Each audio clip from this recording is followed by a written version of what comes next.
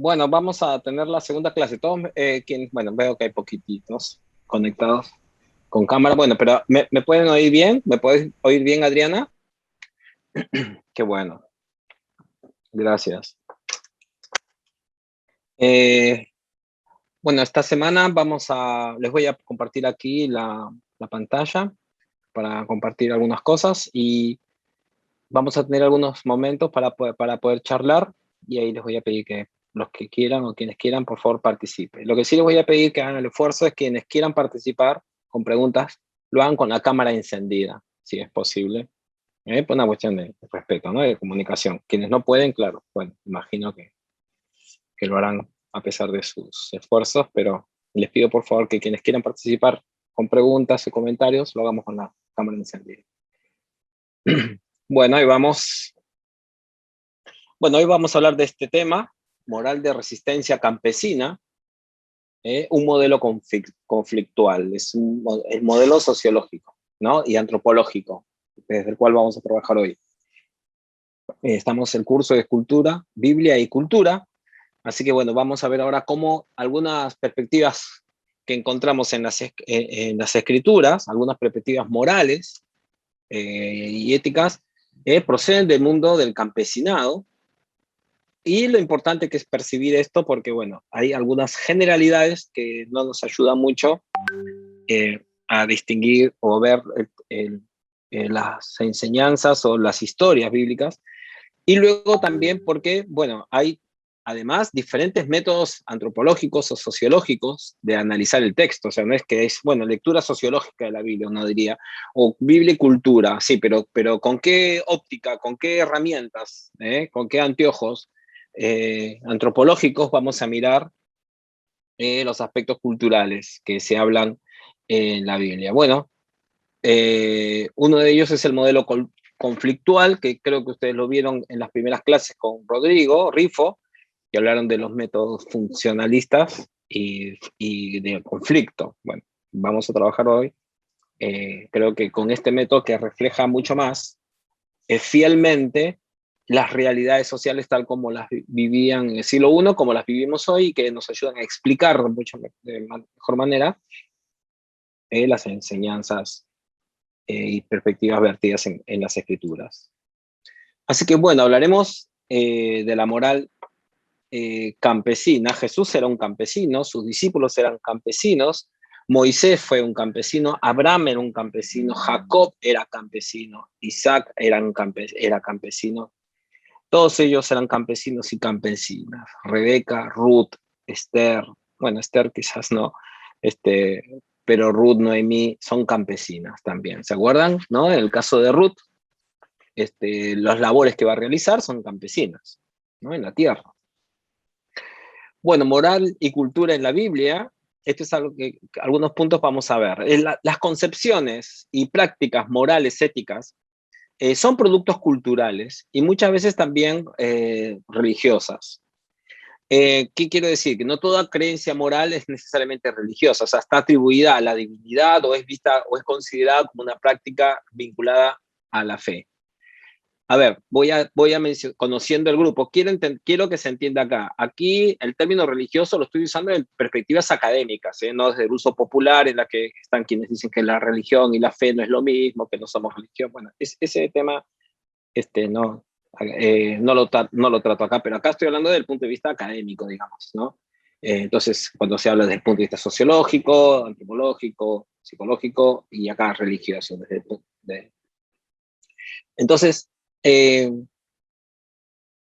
al final de cuentas, muchas veces nosotros salteamos etapas y en la forma de leer, de percibir las escrituras, y no percibimos, por ejemplo, que en ellas hay muchas concepciones morales que no siempre son, además, normativas. Es decir, el texto cuenta que hay algunas creencias, algunas prácticas ahí, pero no dicen que deben de ser practicadas hoy o que deben de ser practicadas por quienes escuchan la historia. Solamente se describen como tales. Y este es otro punto que también es muy importante y que tiene que ver con una práctica cultural de la subcultura evangélica. ¿Y cuál es? Es que estamos muy familiarizados con métodos normativos y bien verticalistas de la educación. Entonces, por ejemplo, estamos muy poco familiarizados con leer libros con los cuales podamos discrepar. Porque hay una concepción paternalista sobre la gente y se dice, no, si vos le das a leer esto, las vas a confundir. Entonces, a veces el paternalismo tiene como fuerte que trata de cuidar a las personas, pero a veces las trata de tontas. Entonces, por un lado. Y por otro lado, que es que no ayuda a que la gente madure y desarrolle herramientas para que pueda discernir.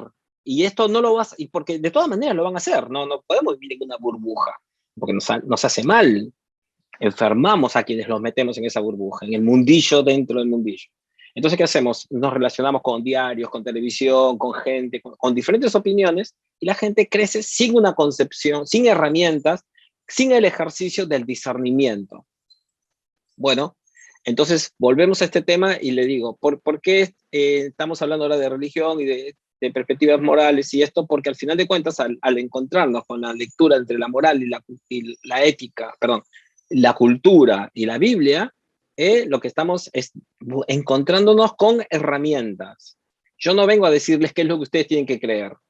Y esto lo digo en términos generales, ¿está? Pero algunas preguntas a veces en el foro no han ido en base a la metodología que estamos siguiendo, a las herramientas que le estamos aportando, sino si está mal o bien esto o lo otro, qué les parece, qué sé yo, los cuales yo encantado lo hago en otro ámbito. Pero yo diría que acá tratemos de ir al meollo del asunto y busquemos las herramientas que aportan. Entonces, esto es algo muy importante.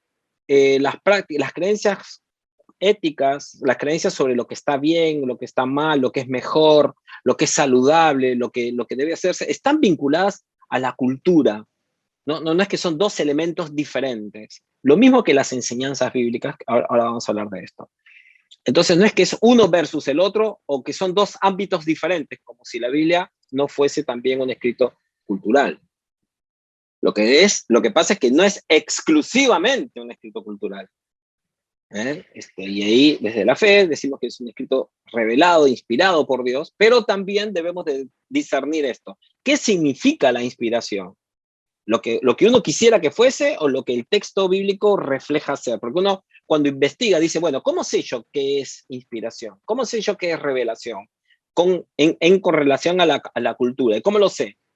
Bueno, lo hago en base a un ideal, a lo que yo deseo hacer, puede ser, pero también, y para ser honestos y para ser consecuentes con lo que decimos creer, debiéramos de dejar que las escrituras reflejen por ellas mismas qué concepción de revelación o de inspiración o de enseñanza divina tienen. Es decir, cómo enseñan. Bueno, los espacios verticalistas tienen como problema es que bajan línea, dicen, no, la Biblia es esto, esto y el otro, y cualquier persona que avisora una duda, una pregunta, una forma diferente de pensar, ya es censurada. No, hermanita, pero esto no es así. No, pero esto no está mal. O con un gesto, y a veces hasta con postergaciones dentro del ámbito religioso, ¿no? O de la iglesia en este caso. Lo cual son censuras morales también, moralistas en algunos casos éticos, que hacen que al hacerse como prácticas culturales, comienzan de forma no siempre explícitas, no siempre presentados así abiertamente, pero que presentan los peligros que trae consigo, por ejemplo, pensar o discrepar, ¿no? Tener puntos de vista diferentes. Ahora, imagínense nosotros, qué contradicción, porque muchos, seguramente los que estamos aquí, somos evangélicos conversionistas, y con esto quiero decir es que predicamos la salvación en Cristo y le predicamos a personas que quizás, algunos chicos de 18, 19 años, y algunos hasta tienen ministerios infantiles, que enseñan a los niños cosas que con los que los padres no siempre están de acuerdo. Y les enseñan a desobedecer. Pero no mal, pero sí a tomar una decisión, por ejemplo, por Cristo. O a las parejas o a las familias, a que alguna persona tome una decisión, pues fue mi caso, por ejemplo, en la que yo tomé una decisión que el resto de mi familia no estaba de acuerdo conmigo. Y fue un gran conflicto, pero fui alentado a seguir firme en esa decisión porque yo estaba siguiendo al Señor. Entonces, por un lado, se me enseña una libertad que necesito tener, pero por otro lado se decía que debía someterme y no escuchar. Entonces, acá cuando se habla de cultura, esto es algo que es muy importante, porque la Biblia va a reflejar costumbres y perspectivas morales de sus tiempos. Ahora, y esto es algo importante también, la verdad, muchas veces uso la palabra Biblia porque es lo que se usa, pero yo prefiero llamarlas las escrituras, y esto no porque la palabra Biblia esté mal, sino sencillamente porque en términos didácticos y en términos prácticos a veces ayuda un poco más para no perder la noción de que la Biblia es un grupo, es un conjunto de escritos que que reflejan diversos puntos de vista, pero también diferentes épocas. Y la diversidad de puntos de vista no es porque se contradiga y estas cosas que a veces temen algunos cuando se habla de estos términos, sino porque sencillamente reflejan épocas diferentes, con concepciones, con comprensiones de la vida que eran diferentes, pero también con latitudes diferentes. Por ejemplo, y voy a decir una cosa solamente en cuanto a los valores familiares. ¿Está bien tener varias esposas? Esto es una pregunta retórica, ¿no? ¿Está bien tener varios esposos? ¿Eh? Digo retórica no porque no espero que le contesten, pero ese es un tema en la Biblia.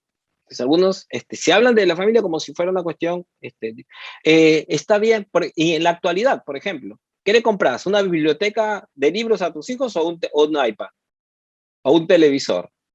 ¿Qué le compras? ¿Una zapatilla más bien económica para que aprendan a tener un estilo sencillo de vida como la de Jesús? ¿O les compras unas Nike de $150?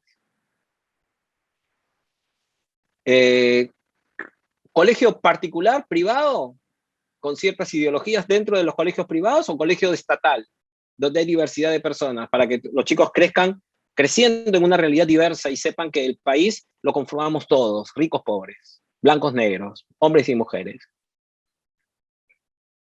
Son decisiones personales y familiares que no son gratuitos, van a afectar la vida de las personas.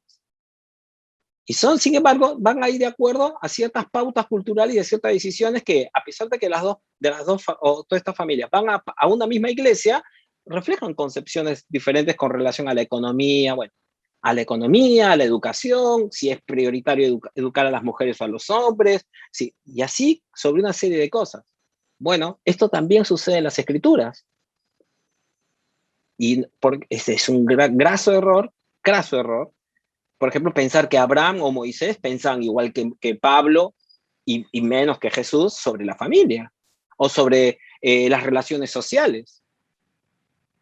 Porque yo no lo veo a Jesús con una mujer esclava, tomándola sexualmente para que además tenga un hijo que se lo entregue a su mujer.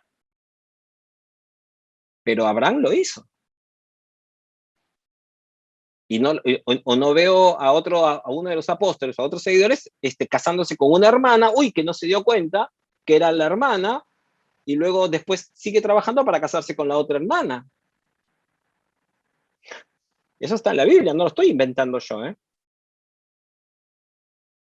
Entonces, esa uniformidad de la que a veces se quiere hablar, realmente no se puede sostener.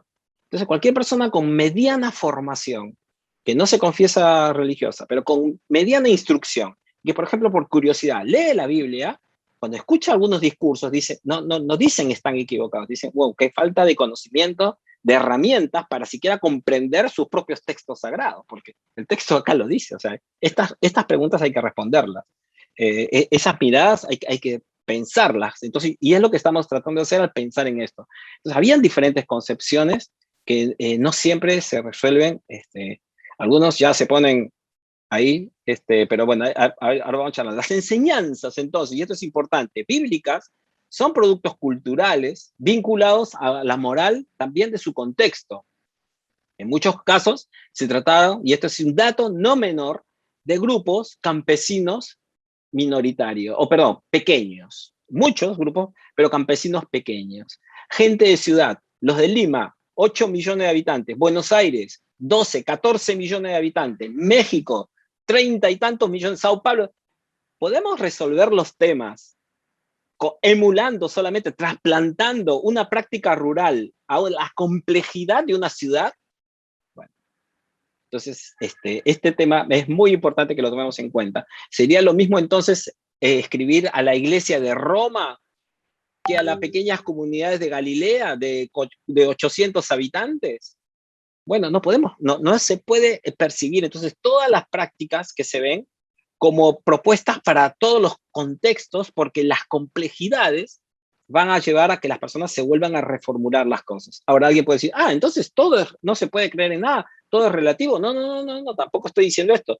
Lo que estoy planteando acá es metodológicamente, y decir, no vayamos al texto como a veces no lo hacen ustedes porque ustedes no hacen estas cosas, pero como algunos hacen que agarren, a ver qué me va a decir Dios hoy, agarren y agarra y le damos la lectura, y no nos importa la cultura, lo que diga, en qué momento fue escrito, en qué momento de la vida, ni nada por el estilo. Sin embargo, aún cuando a veces lo vemos, o a que agarramos la Biblia y dice, bueno, porque Génesis 1 dice tal, y luego Apocalipsis 24 dice tal, y luego Marcos tal, pero ¿cómo pasaste de un contexto a otro sin vincular entre ellos y sin saber si no reflejan percepciones diferentes, a veces usando el mismo término?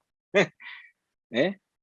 Como decíamos la semana pasada, ¿se acuerdan? La misma palabra, la misma frase puede tener una carga cultural muy diferente, por ejemplo, en culturas colectivas, cuando se dice familia, ¿no? No, yo en mi casa serviremos a Jehová, decimos hoy, y estamos refiriéndonos al esposo o a la esposa y a los 2 o 3 hijos que tenemos. Pero Josué se refería a un clan. Y como ustedes sabrán hoy, decidir sobre primos, hermanos, sobre nietos, sobre todo, es mucho más complejo y trae consigo una organización muy diferente. ¿Qué hacemos cuando vemos textos como estos? Entonces, ¿está bien entonces que la abuela todavía quiera decidir sobre la vida de los nietos e influir en el matrimonio de sus hijos y decidir cosas al estilo de la época de Josué? Bueno, están quienes cuando no percibimos estos detalles culturales, nos vamos a encontrar con estas prácticas que lo que hacen es transportar prácticas antiguas, las transportan acríticamente, es decir, sin analizarlo, sin percibir, sin hacerse estas preguntas, y entonces necesitamos pensar. Entonces, habían diversos sistemas y principios morales en las escrituras también, como dije hace un ratito, ¿no? El tema del levirato, por ejemplo, es una práctica que habría que preguntarse si en el siglo I todavía estaba. O, por ejemplo, prácticas como las de la poligamia, es decir, se ve muy presentes en el Antiguo y en el Nuevo Testamento están, claro, existían, pero no de la misma magnitud. ¿Por qué razones? ¿Solamente por cuestiones económicas? ¿O también porque hay prácticas culturales religiosas que llevan a muchos a verlo como una práctica nociva?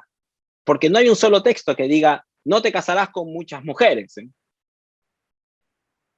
Entonces, no, pero el obispo dice que debe ser marido de una sola mujer. Bueno, es que ese texto justamente lo que nos refleja posiblemente es que habían cristianos que tenían más de una mujer. Por eso que le piden al obispo, si no, no tiene sentido ese mandamiento. Y después, otras cosas, por ejemplo, los cristianos, ¿podemos tener esclavos? Porque Pablo no habla nada al respecto, es más, solamente norma, dice cómo hay que tratarlos, pero no dice no los tengas. Entonces, definitivamente, depende del contexto y las épocas. Con esto no estoy diciendo que Pablo incentivó la esclavitud o que estaba de acuerdo con ella. Lo que digo es que necesitamos ver que hay diversos puntos de vista. Cuando hay textos del Antiguo Testamento que hablan de perdonar la deuda, de no esclavizar a tu hermano, de liberar, ¿cómo es que habían cristianos en el contexto greco-romano que sí tenían esclavos y que además se les dice cómo tratarlos bien? Entonces, es que habían estas tendencias. Entonces, no existe una tal división entre Biblia y cultura. Yo creo que esto ya lo vieron hasta acá. Entonces, a veces decimos Biblia y cultura. Entonces, ¿qué sería en este caso la cultura? Lo otro. Pero la Biblia es un escrito cultural. Este es un dato que es sumamente habitual. Y lo que existe en todo caso es una saludable y enriquecedora diversidad cultural y moral en las escrituras. Ya he estado dando ahora algunos ejemplos. Ahora, no significa esto entonces que en un pasaje bíblico dice, mata a quien quiera, si te enojas, mátalo. Y en otro texto dice, no, salvele la vida. No estamos hablando de esas cosas, ¿se me entiende? Porque vieron que a veces tenemos miradas polarizantes, entonces para ganar el argumento, como no nos gusta lo que estamos oyendo, entonces ahora se puede hacer cualquier cosa. No, yo no estoy diciendo eso. Pero hay un millón de cosas en las que sí hay diferentes puntos de vista, que no es lo mismo que contradecirse contradecirse si yo te digo en este momento que este lapicero es negro, o este lápiz, porque en realidad es un portamina, no sé cómo se dice en otro país, no me acuerdo, creo que en Perú también se dice portamina, que este es un portamina, lo bajo y al ratito te digo, es un avión, Vos decís, no, acabas de decir que es una portamina. No, no, yo estoy diciendo que eso es un avión. Eso es una contradicción. ¿Ah? Pero si viene una persona y me dice, esto es un lapicero, y otra persona viene y me dice, no, esto es una tapa, porque ve una parte de ella y no ve todo, no se están contradiciendo, porque son dos personas que piensan diferente, que es diferente a contradecirse. Entonces acá lo que nos hemos encontrado es que Moisés y los que escriben el Antiguo Testamento no conocían a Pablo. Fíjense el tiempo, 1000 años después se escribe. O sea, es más difícil pensar que estén pensando exactamente lo mismo con relación a cualquier práctica ética y moral y cultural. Es más fácil sostener eso que decir, no, porque hay uniformidad y acá todos piensan lo mismo. Eso es insostenible. Y es más que apelar a la teología o al ejemplo divino, es apelar a la magia, que es innecesaria, porque Dios, en su misericordia y en su amor, se ha revelado contextualmente siempre también. Por eso se reveló seguramente con ellos en arameo, supongo yo, no les habló en inglés, entre otras cosas, ¿no? Y bueno, continuamos entonces. Entonces, ¿cómo se relacionaron la moral con la economía, la organización política? Bueno, tuvo una íntima relación. Los valores éticos, los valores morales, estuvieron relacionados con la economía, con el hambre, con las necesidades, con las aspiraciones de las personas, con el concepto de justicia que había y que lo facilitaban los medios morales, los medios económicos, el espacio en el que se vive. Entonces, ¿está bueno que los niños trabajen? Y bueno, papá, depende de dónde vivís. Depende de qué estás hablando, porque vieron la mirada burguesa, te dicen, no, los niños no deben de trabajar y todo. Bueno, pero ¿vos le vas a decir eso a un campesino? Y a un niño que cría a los hijos al mismo tiempo mientras cuida sus propios animales. Y la persona que tiene un kiosquito como decimos, o en Perú una tienda, o un negocio pequeño y que los chicos muchas veces están siendo cuidados por los padres en el negocio, no lo está haciendo.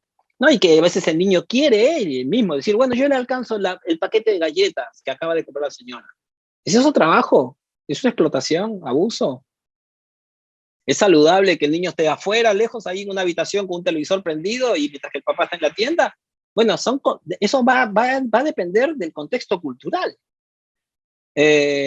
Y lo mismo vamos a encontrarnos con las escrituras. Entonces, en el análisis cultural del conflicto, que es el que vamos a analizar, entiende que las relaciones sociales expresadas en estratos o clases se encuentran en constante tensión y conflicto. Entonces, no es como la mirada funcionalista, y acá hago crítica a Bruce Malina, que ustedes quizás han leído, que a veces refleja una sociedad culturalmente pareciera neutra, parece que no pasara nada, que solamente describe situaciones y pareciera que esto no representara intereses, que no hubieran personas que muchas veces anteponen sus intereses de forma injusta a otras, y que de alguna manera necesitamos, y que pareciera que no hubiera una necesidad de advertir algunas situaciones que tienen que ver con la raza, con el color de la piel, que si sos hombre o mujer, que si sos joven o si sos anciano, mientras que antiguamente se vivían situaciones donde la ancianidad o la mayoría de edad ¿no?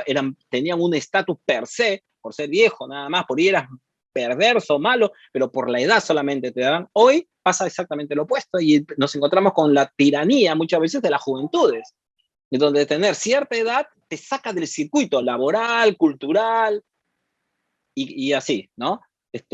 Así que lo que hace esta sociología, este análisis cultural, sociológico, es percibir este tipo de tensiones y de ver cómo coexistieron entre ellos y si es que, por ejemplo, los campesinos, estas tensiones que hubo entre Abraham y Lot, entre sus campesinos, ¿no? Y ellos mismos, o esas tensiones que encontramos en el Nuevo Testamento, Jesús dando parábolas y habiendo gente de zonas urbanas reaccionando a lo que él dice, no son solamente en base a creencias que están ahí en el aire, sino que también reflejan intereses económicos, sociales, ante los cuales Jesús toma decisiones. Bueno, hay un etnólogo, antropólogo muy conocido, lamentablemente hay pocos escritos de él en castellano, hay uno solo que yo he visto, estuve buscando para ver si podía compartirlo, la mayoría están en inglés, James Scott, que usa este método para estudiar los comportamientos de resistencia frente a la explotación en sociedades o grupos campesinos del sureste asiático. ¿Y esto qué va a hacer? Lo que va a hacer Scott es aportarnos algunas herramientas metodológicas para que nosotros, búsquenlo, después googlean, aunque este PPT está en el aula, así que todo esto ustedes lo tienen. Después Las fotitos, estas cosas no están ahí. Ahora las voy a volver a subir para que tengan todos los cositos, ¿eh? Googleenlo para que lean inglés, o si no, pueden buscar videos por YouTube y todo. Es muy interesante ver las metodologías que él tiene para que nos ayuden a luego leer los textos del Nuevo Testamento y o del Antiguo, y claro, yo estaba pensando como persona urbana, no me di cuenta del siglo XXI, además, pero estas cosas no las había advertido en el texto, están muy buenas. Bueno, para Scott, el comportamiento social y político de una persona, de un grupo, no es el resultado inmediato de sus intereses materiales. Y acá Scott está yendo un poco más que el neomarxismo, ¿está? Lo critica, digamos, habla ampliando mucho más el tema, y a nosotros nos interesa. ¿Saben por qué? Porque dice, él piensa que también está mediado por motivaciones de carácter espiritual. ¿Ves? Y ahí nos interesa. O sea, los motivos religiosos o espirituales han llevado a grandes cambios sociales. Como su concepción de dignidad y de justicia. Y esto no excluye las razones materiales, sino que valores espirituales que también se pueden ver como materiales. Y las emociones suscitadas por la pérdida o profanación de valores morales y religiosos. Es decir, cuando las personas ven coactadas ciertas libertades en ciertos temas. Bueno, me sacaste la tierra, no me gustó, está mal, qué sé yo y todo, pero cuando no me dejas adorar a Dios, por ejemplo, ahí se arma la podrida, ahí se acabó todo. ¿Vieron? Y es algo, y ahora no significa que esto deba de ser así. Lo que él está describiendo, cómo hay grupos que tienen esas prácticas. Por ejemplo, esto lo vamos a encontrar, ¿saben cuándo? Con Daniel. A Daniel lo llevan a Babilonia. Daniel pasa esto, se lo aguanta. Pasa esto, se lo aguanta. Cuando le dicen no puedes orar, se acabó. Listo, no, ya está. Esto no lo puedo. Hasta acá mi sujeción. Acá me rebelo. Cuando te dicen tienes que comer comida impura, no, mira, si querés yo me he visto como vos, te hablo acádico, o te hablo arameo, el idioma que vos me pidas, hago lo que quieras, canto, listo. Pero no me pidas que coma comida que va contra mi fe. ¿Vieron? Entonces, hay espacios de resistencia. Bueno, cuando se piensa en el campesinado, hay que pensar en esto, que se piensa en familias que era extendida, de organización patriarcal y endógena, es decir, se casaban entre ellos. Muchos textos, que por eso le digo esto, cuando se habla de las prácticas tribales, hay que pensarlas con matices familiares, ¿no? Y después con familias extendidas. Vivían todos juntos, es decir, ¿y quiénes son todos? El patriarca, ¿no? El que era el líder de la familia, y que la gente algunos le atribuían razones sociales, psicológicas de su conocimiento, pero también divinas. Es decir, en muchos casos se entendía, Dios había puesto al patriarca para liderar. Y entonces, en sus errores y en sus aciertos, era él la persona que debía de guiar. Y entonces, él tenía sus hijos, y sus hijos, cuando se casaban, o sus hijas, cuando eran entregadas en casamiento, y esta es la palabra que estoy usando, no es un error, eran entregadas en casamiento, porque era acuerdo entre varones, las hijas iban a formar parte de la familia del varón, y los varones quedaban en casa con sus hijas, con sus esposas y con sus hijos, y todos formaban parte de la misma familia, donde la máxima autoridad seguía siendo el anciano, el patriarca, para no confundir terminologías, ¿no? Y entonces nos encontramos con que, y además pensemos en esto, pensemos en que en algunos casos, cuando podían hacerlo, cuando deseaban hacerlo, practicaban la poligamia. Y así que, por ejemplo, pensemos nada más, si estuviéramos en un caso de estudio bíblico con mucho más tiempo, porque yo creo que me estoy excediendo, estoy yendo muy lento, acá hay un montón de cosas para presentar y estoy haciéndolo lento, voy a ir más rápido, que los grupos familiares eran sumamente grandes, y después hay que pensar cómo era la convivencia entre ellos, cuáles eran las normas internas que se iban generando en base a la coexistencia.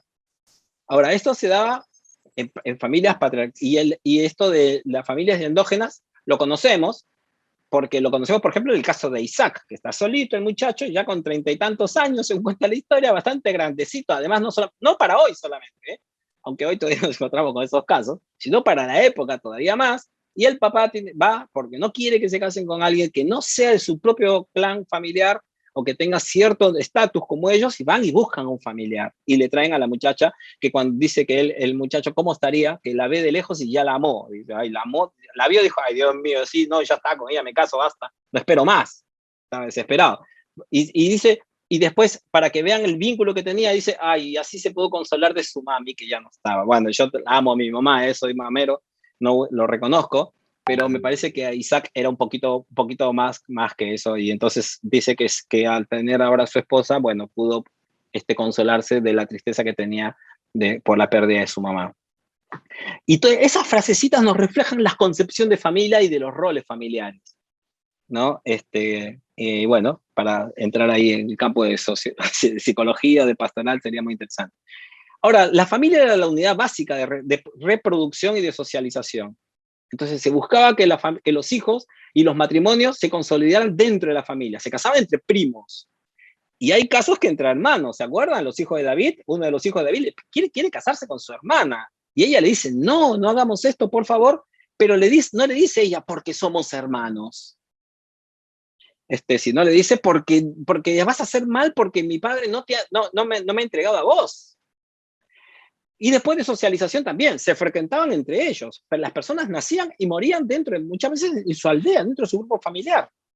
El tiempo era mucho más lento, entre comillas, ¿no? A lo que nosotros hoy vivimos y a la vorágine que tenemos. Pónganse a pensar una ciudad de 3 millones, 4, 5, 8 millones. Es inconcebible para la época. Esa visual que nosotros hoy tenemos, solamente al concebir personas, ese tipo de vínculos, el tipo de trato que nos tenemos y que desarrollamos, es impensable.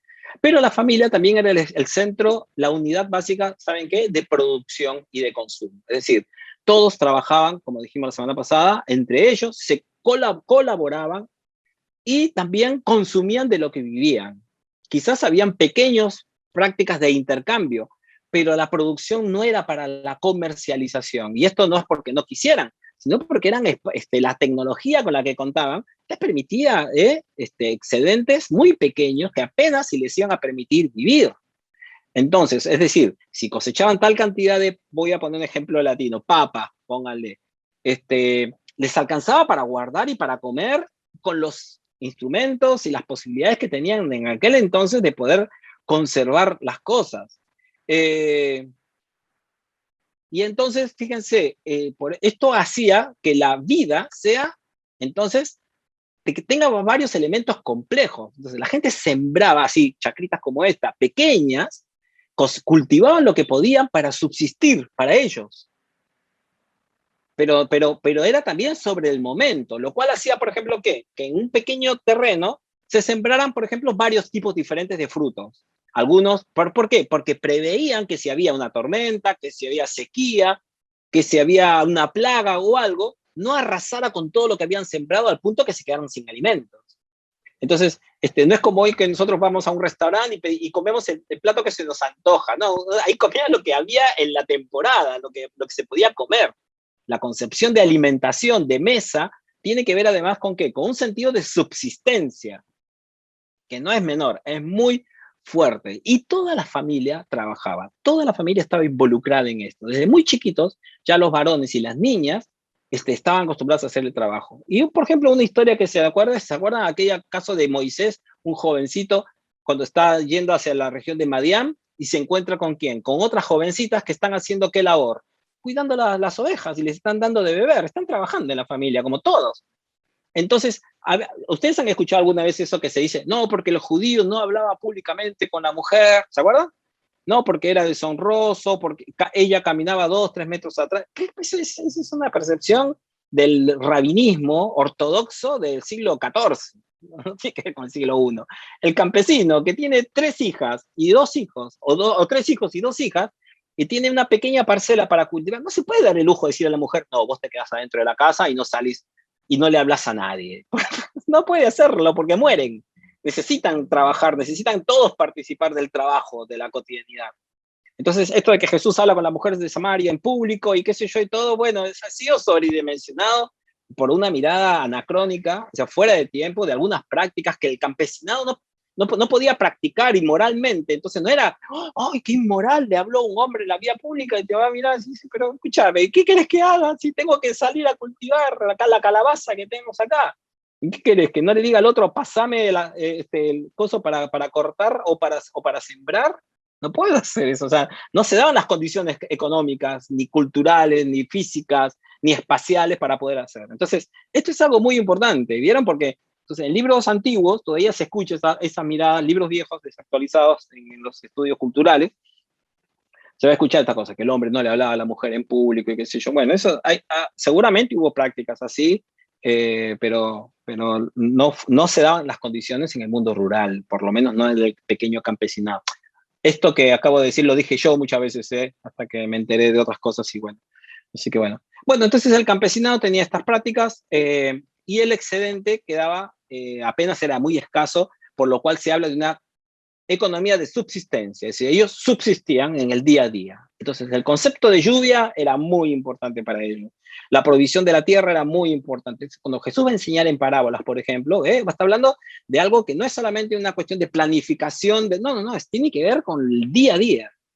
Tras generaciones de vivir en esta situación de riesgo, esta parte es importante, la tradición cultural incorpora una serie de comportamientos, de conceptos y valores que tiene que ver con la moral, entonces ahora, que han llamado moral económica de subsistencia y cuya clave explicativa básica es la prioridad concedida al valor de ¿qué? De la seguridad.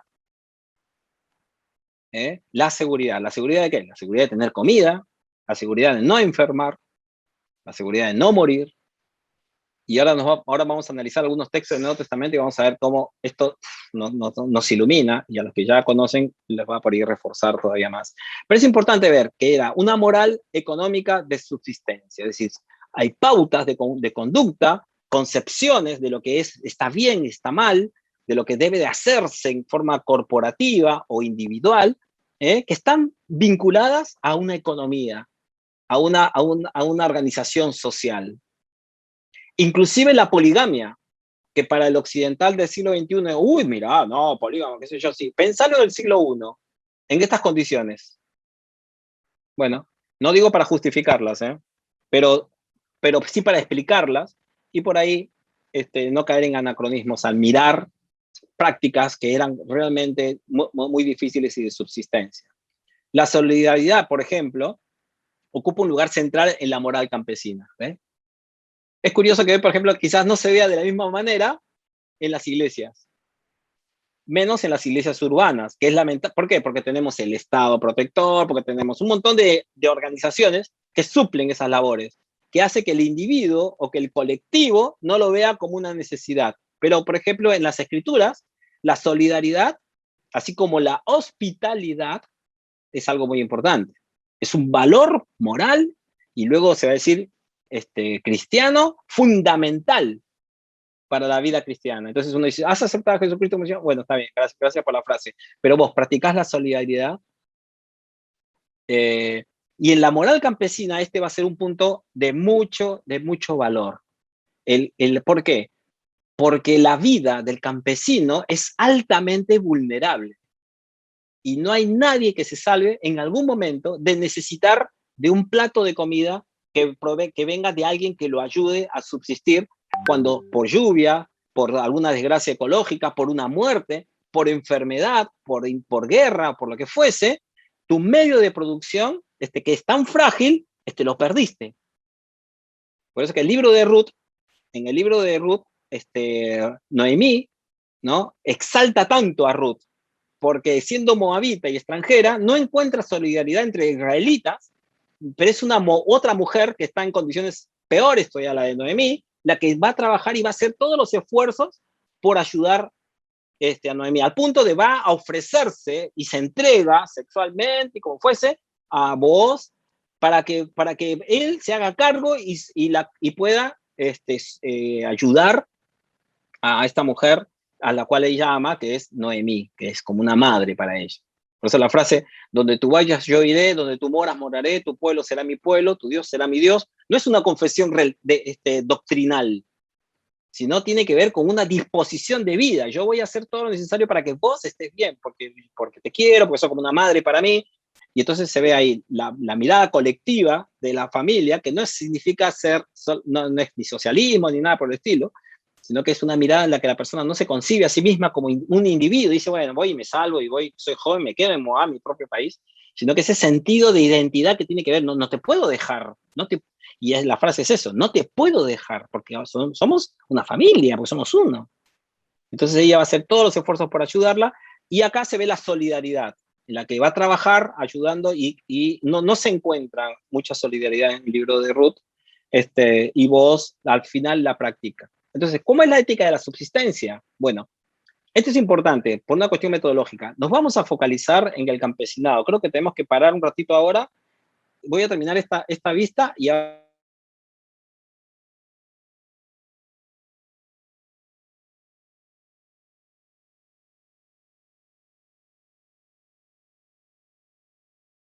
cultivos de rendimiento variable, es decir, que como era en la época, ¿no? Y que se sembraban en muy pocas cantidades. Si se me está cortando la voz o algo, avísenme, por favor, háganme un gestito o algo, porque acá me parece como que mi internet está inestable. Y después, que son las características de la mayoría de las familias o de los grupos que encontramos tanto en el Antiguo como en el Nuevo Testamento, por descritos, ¿no? Por las parábolas, por las historias que conocemos y todo. Y también otro tema es de pocas oportunidades de empleo, claro, porque no era que uno iba a un lugar y pedías contrato para que te... No, no, se trabajaba desde otras formas, ¿no? La organización económica era de otra manera en espacios rurales. Dos principios de la ética de la subsistencia muy importantes, que son valores centrales y que no siempre están hoy en el mundo cristiano evangélico, pero que son muy importantes en esta cultura subsistencia campesina y que vamos a ver luego en Jesús y los seguidores, es que todo individuo tiene derecho a la subsistencia. Uno dice, bueno, pensemos nada más, uno dice, pues esto es una obviedad. Sí, hoy en el siglo XXI y con todo el tema de los derechos humanos, derecho a la niñez y todo. Pero vos pensás en las guerras del siglo I o en las guerras que se, que se ven en el Antiguo Testamento, donde te dicen, mata hasta el perro, hasta los animales, matalos. ¿Eh? ¿Era necesario matarlos? No, porque lo hacían en realidad para, bueno, sí, sí. Ah, no, había una mirada sobre la vida humana bastante diferente a la que tenemos hoy, ¿eh? El valor de la vida humana. Y ni hablar cuando estos humanos son extranjeros o cuando son mujeres. Eh, el valor era mucho menor. Entonces, todo individuo tiene derecho a la subsistencia. Y otro es que se debe asegurar la subsistencia de las familias. Que acá, ya te digo, no es solamente de tu esposo, tu esposa y tus hijos, sino que es el clan familiar. Entonces, hay que ver porque no se corra riesgos innecesarios que pongan en peligro a la familia. O, por ejemplo, ¿se acuerdan de Jesús? Cuando viene a buscarla a su madre, sus hermanos y todos, y le pregunta, Jesús, ¿te llama tu mamá? ¿No? Las críticas que habrá tenido Jesús por ser contra los patrones culturales familiares deben haber sido enormes si era el hijo mayor. Deben haberlo criticado terriblemente. Porque Jesús está abandonando la subsistencia de su familia, o sea, los cuidados por la subsistencia de su familia, siendo que él era el hijo mayor. En el lugar donde se practica esto es la aldea.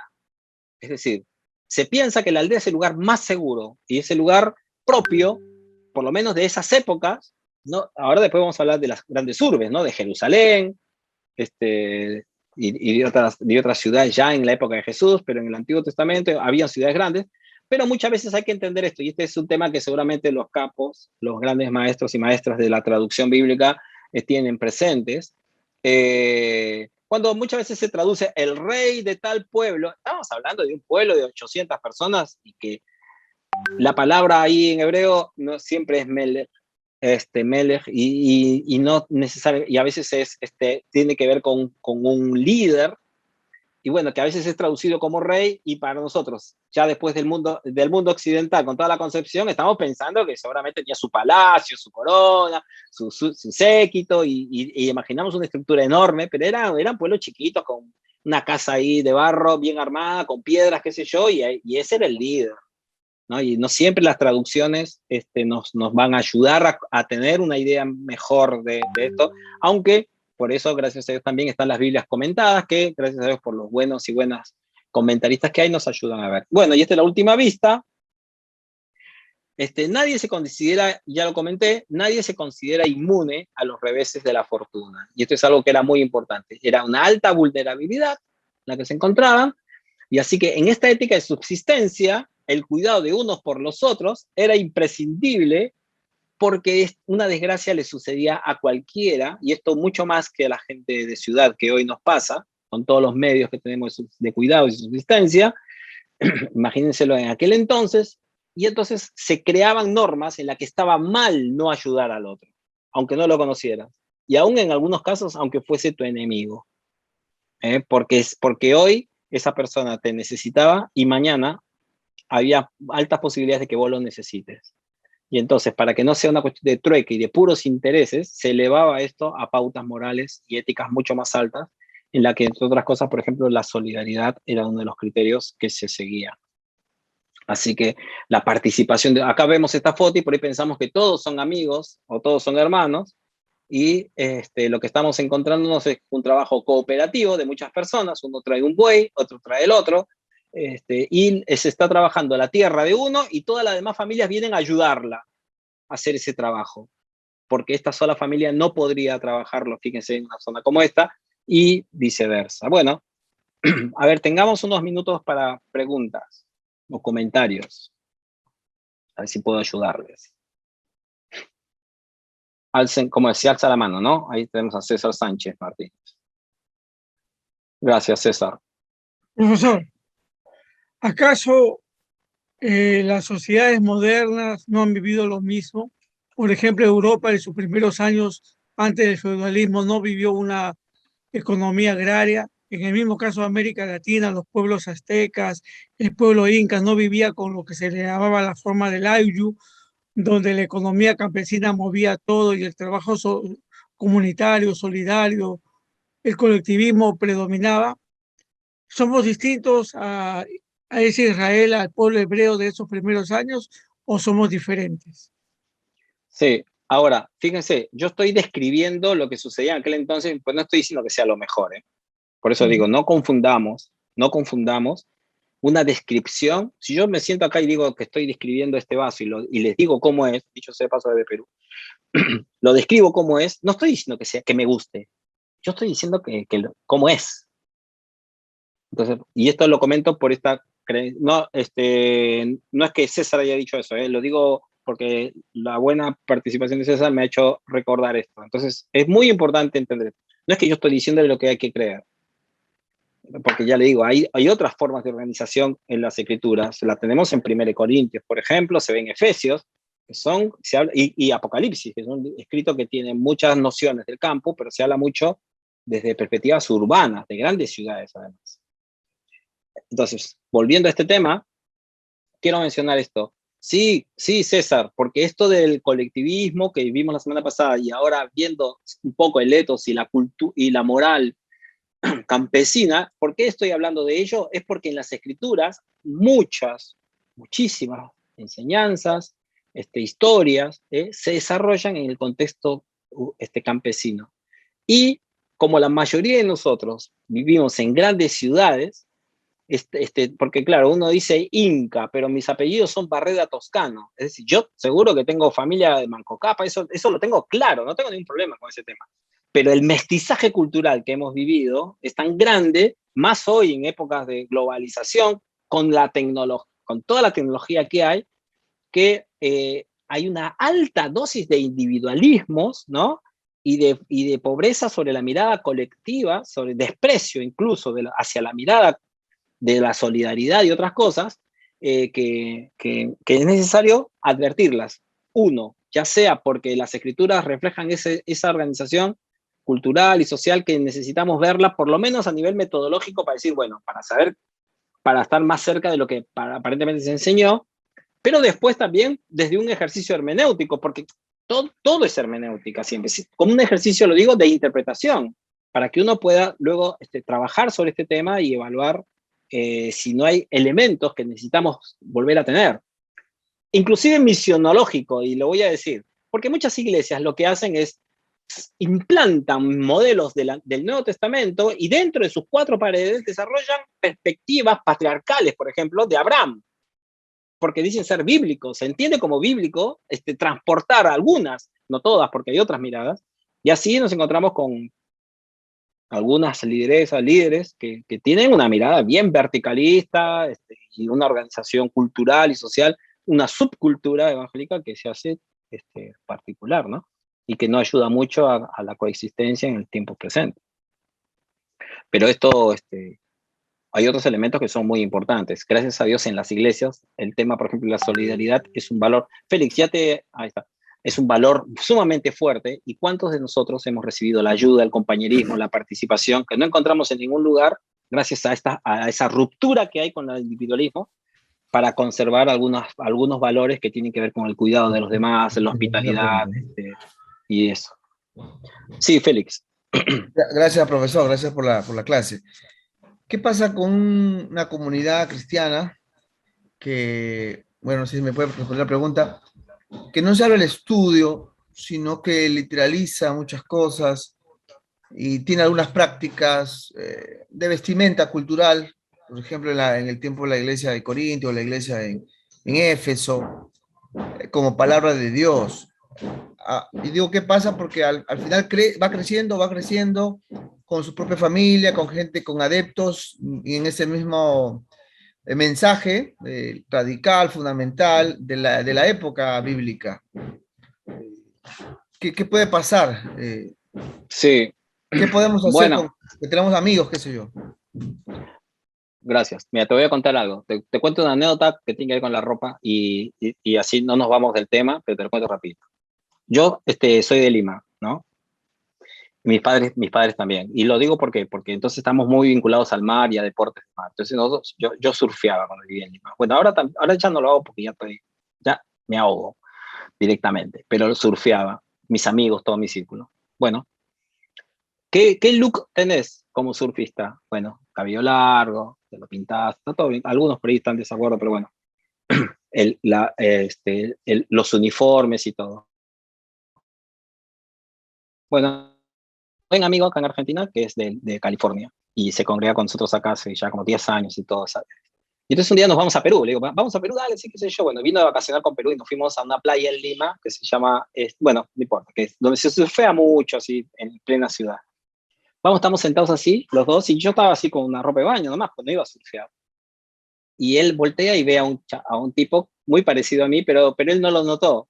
Pero usaba rastas, usaba la ropa ¿no? para surfear de todo el equipo en invierno, y lo ve con la tabla, y cuando lo mira, se mata la risa, y me dice, mira ese tipo, se ríe, ¿viste? Me dice, mira ese tipo. ¿Qué onda surfista de California? Dice él. Y claro, porque mi amigo mide 1,80 y tantos, viste, rubio, qué sé yo. No, bueno, ya no está más rubio, está canoso ahora. Pero le causó gracia y después se dio cuenta y se quedó callado y todo, porque es una persona amorosísima, contextualizada con América Latina. Pero se ve que, ¿qué pasó? Al ver a una persona vestida de una forma que para él era natural, en su contexto, de donde él venía, le llamó la atención porque el estereotipo de vestimenta no iba con el estereotipo de fisonómico del cuerpo.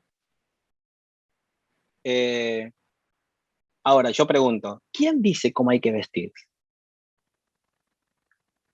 Porque nosotros hoy estamos vestidos con camisa y todo. Depende de las raíces a las que vos quieras hacerte cargo, podrás decir si sos occidental, si no sos occidental, si tienes algo de negro, algo de blanco. ¿Cómo se debe de vestir la gente? ¿Quién dice cómo se debe vestir? Entonces, si el muchacho quiere vestirse de surfista emulando a los surfistas californianos con cierta estatura, tiene todo el derecho a hacerlo, está todo bien, porque el último lo que hay que hacer es surfear, si te gusta. Y en un mundo globalizado como el nuestro, hay que tener una apertura. Si vos querés vestirte con túnica, vestite con túnica. Si querés pintarte el pelo de verde, pintate de verde. ¿Cuál es el problema? Si el pelo está para que te proteja la cabeza y también para cuestiones estéticas y de belleza. Y si les gusta el verde, está todo bien. Pero el problema, ¿saben cuál es? Y ahí viene, Félix, creo yo, es cuando te dicen que si no te pintas el pelo de verde, estás mal. ¿Viste? Cuando es una imposición cultural. Que además lo van a legitimar, creo yo, lo legitiman teológicamente, porque dicen, los creyentes verdaderos tienen el pelo verde. Entonces te hacen, ya condicionan tu mirada para que ahora veas a todos los que tienen el cabello negro, canoso, los que no tenemos pelo, todo, algo mal deben tener, deben ser pecadores, no sé.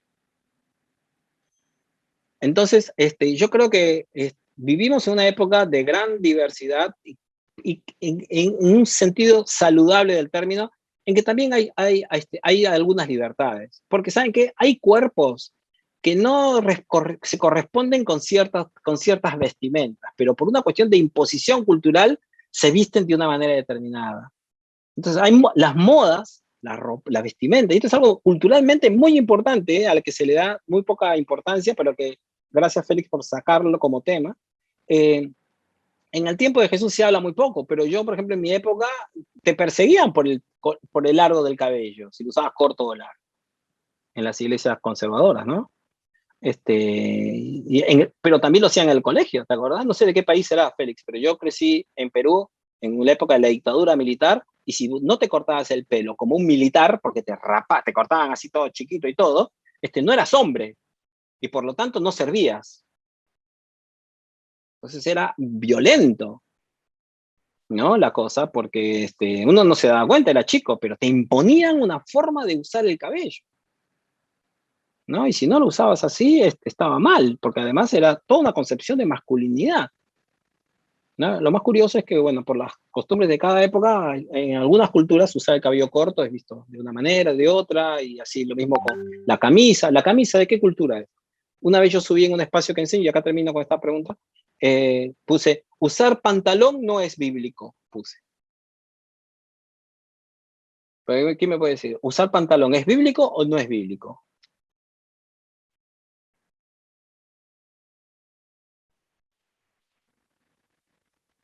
Entonces, para pensarlo. Entonces, hay cuestiones culturales que a veces uno las toma como, por eso que me importa mucho hablar del respeto, de la coexistencia y de disfrutar de la coexistencia, no solamente de que esto se dé, bueno, hay que tolerarlo, usa el pelo verde, habrá que tolerarlo. ¿Por qué no disfrutar del pelo verde que usa el otro? No, pero parece un loco, ¿pero por qué? Porque vos, ¿cuál es el concepto de loco? La pregunta a veces molesta, y en espacios autoritarios molesta. No dejan que se reformulen las cosas y que se ayude a que la gente piense, porque sin pensar es más fácil controlar a los demás. Bueno, de eso vamos a hablar ahora por eso que lo de Jesús va a ser maravilloso, la forma de enseñar de Jesús va a ser maravillosa. ¿Y a quién se lo hace? A campesinos que están subordinados y que vienen justamente todo el tiempo controlados, bajo su fin del control, y Jesús los ayuda a pensar, a ser creativos, a recrear cosas, y lo hace de una forma maravillosa, ¿no? ¿Seguimos? ¿Puedo seguir? Estoy esperando que me dé la jefa, que me dé la autorización. ¿Puedo seguir? Leticia, perdón, te digo. Porque yo soy un desastre con los tiempos, por eso. A orientarme, ¿sí? Dale. No, porque nadie más alzó la mano, entonces sigo. Entonces nos encontramos con este tema cultural. Hay varios en el chat que estaban participando, ¿no? Bueno, ahí Mendoza creo que cuando está acertando para donde voy con mi pregunta, ¿no? Usar pantalón no es bíblico, porque nadie usaba pantalones. Quizás los romanos usaban alguna especie de pantalón, algo muy semejante a lo que nosotros llamaríamos pantalón, pero quizás en la población de Jesús no. Entonces, si uno quiere ser literalista, el problema con el literalismo es que no existe esa posibilidad. Nadie puede ser literalista, porque no tenemos suficientes herramientas para ser literalistas, y segundo, porque el mundo en el que el literalismo surgió no existe más. Entonces no hay un lugar a donde ir para ser esa persona que las fantasías literalistas dicen que debíamos de ser. No sé si me dejo entender, porque los seres humanos no somos seres individuos, somos seres sociales, y necesitamos que el contexto también permita que seamos quienes somos. Entonces, si hoy te pones una túnica y todo, queriendo emular la vestimenta del siglo I, tampoco te vas a vestir de acuerdo, porque el contexto no te lo permite. Así que bueno, pero si te querés hacer vestir de túnica, hacelo, está todo bien. Por ejemplo, ¿por qué no se puede vestir un hombre con falda, con túnica? Bueno, dice, pero es bíblico, si uno quiere ser literalista, porque Jesús se vestía con túnica. Entonces, para algunas cosas a veces somos abiertos y para otras cosas somos literalistas. La moral social de la aldea está orientada a minimizar el riesgo de que alguna persona o familia pase necesidad o caiga en indigencia. Miren, ahí les dejo un regalito que seguramente ustedes ya lo tienen, pero son textos que están en la Biblia, no, no es que los inventé yo, y están hace 2000 años, más, que hablan sobre la solidaridad, el préstamo, la no explotación, que cuando alguien esté en grave necesidad, ayúdalo, no lo abandones. Digo, por el tema de los diezmos y las ofrendas y el uso que se les da. El comportamiento social correcto, entonces, es la reciprocidad solidaria. O sea, fundamentalmente, era la cualidad. ¿Cuál es? Es la reciprocidad solidaria. Ayuda al que necesita. Y cuando vos pidas ayuda, que el resto te ayude. Alta traición, no ayudar a los demás. Entonces, pero esto en términos familiares, ¿cómo se veía? El hijo que se iba de la casa, como pasa como hice yo a los 21 años, me vine a otro país a estudiar y me quedé ya, en esa época hubiera sido visto como algo terrible. La reciprocidad del más pobre es un apoyo simbólico con expresiones de gratitud, honra y disponibilidad, de lo que puede ofrecer. Entonces, la persona de más dinero, ustedes han leído ya sobre honra y poder, así que la cultura de la honra, del honor. Entonces, ¿qué pasa? El pobre que recibe ayuda económica, que recibía mano de obra, tecnología, que recibía préstamos económicos para poder, que no siempre era dinero, sino que eran semillas y otras cosas, ¿cómo podía corresponder al que tenía más que él y que no necesitaba de eso? Bueno, lo hacía a nivel simbólico, se usa en términos sociológicos, ¿no? ¿Qué es? Lealtad, disponibilidad. Y fíjense las frases que usamos muchas veces todavía hoy en América Latina, que tenemos ese bagaje cultural mediterráneo. En algunos países dicen mande, ¿han visto? Hola, ¿qué tal? Che, ¿me puedes ayudar? Mande, te dicen. O si no, estoy para lo que quieras, contá conmigo para lo que quieras. Frases nuestras. En vez de decir gracias, nosotros decimos, el otro dice de nada, lo cual no es verdad, porque nos costó algo, pero lo que hacemos es menospreciar un poco, no menospreciar, minorar la carga de lo que significó la ayuda, porque pero sin embargo hay implícito un acto de reciprocidad. Los latinos somos recontra recíprocos, a veces para bien, pero a veces para mal también. Hay personas que dicen, sí, yo te ayudo, y te está ayudando, y cuando se va, se queda esperando que vos le des algo de paga. Y vos decís, pero no me dijiste que me ibas a ayudar. Bueno, pero es una forma de decir. O están los amigos, culturalmente también se ve esto, el amigo que te dice, che, me prestás esto y no te lo devuelve jamás. Bueno, eso forma parte de esa cultura, ¿no? Y dice, pero ¿por qué no me lo devuelve? Es un ingrato, qué sé yo. No, es que forma parte de esta cultura de la reciprocidad. No espera que pagarte muchas veces, devolverte el dinero, porque sigue pasando una situación de urgencia. Y es que en la Biblia, en textos bíblicos, hay textos bíblicos que dicen justamente eso. Cuando prestes dinero, no esperes que te lo devuelva siempre, porque si la otra persona tiene necesidad, no te lo va a devolver. Y si es un campesino, ya sabes que si ha tenido un tiempo de sequía, una mala época, no se va a solucionar al día siguiente, ni al año siguiente. Va a tardar muchos años. Entonces, fíjate que explícitamente se dice, no prestes con intereses. Ahora, vamos a pensar la economía en la que vivimos hoy, con la cual regimos nuestros trabajos, nuestras pequeñas empresas y a veces hasta nuestras iglesias. Pero bueno, no digo que esto sea así y que hay que hacerlo así hoy. Lo que digo es que fíjense cómo culturalmente, a pesar de apelar al literalismo, muchas veces no lo somos. Entonces, quien no responde a una solicitud de ayuda es descalificado por todos los demás. No solamente por la persona que no ayudó, sino por todos los demás, porque al ser un pensamiento en la que todos dependen de todos, el abandono a una persona es visto como el abandono a muchos. Entonces, el derecho moral a la subsistencia prohíbe que se hagan préstamos a intereses o que no se den plazos suficientes para devolver el dinero, como acababa de mencionar. Ese era un criterio, por ejemplo, muy, muy importante. Entonces, piensen en los bancos. En situaciones de adversidad política y problemas ecológicos, se daban grandes penurias y grandes endeudamientos. Entonces, cuando leemos las parábolas de Jesús, donde está la gente ahí en la plaza esperando trabajo y todo, uno debe preguntarse, ¿qué condición social, económica, qué situaciones se están viviendo ahí para que haya tanta gente esperando que otros los contraten? Claro, en un sistema capitalista como el que vivimos la mayoría de nuestras sociedades, nos parece natural esa parábola. Pensarlo en el siglo I, con una escasa población, con amplias extensiones de tierra, porque hay gente que está esperando en una plaza que las contraten. ¿Qué situaciones reflejan en aquel entonces? Estos aspectos se pueden ver en los sinópticos, ¿no? Por ejemplo, que son Mateo, Marcos, Lucas. en Mateo 5:42, que dice, a quien te pide, dale, lo dice Jesús, ¿eh?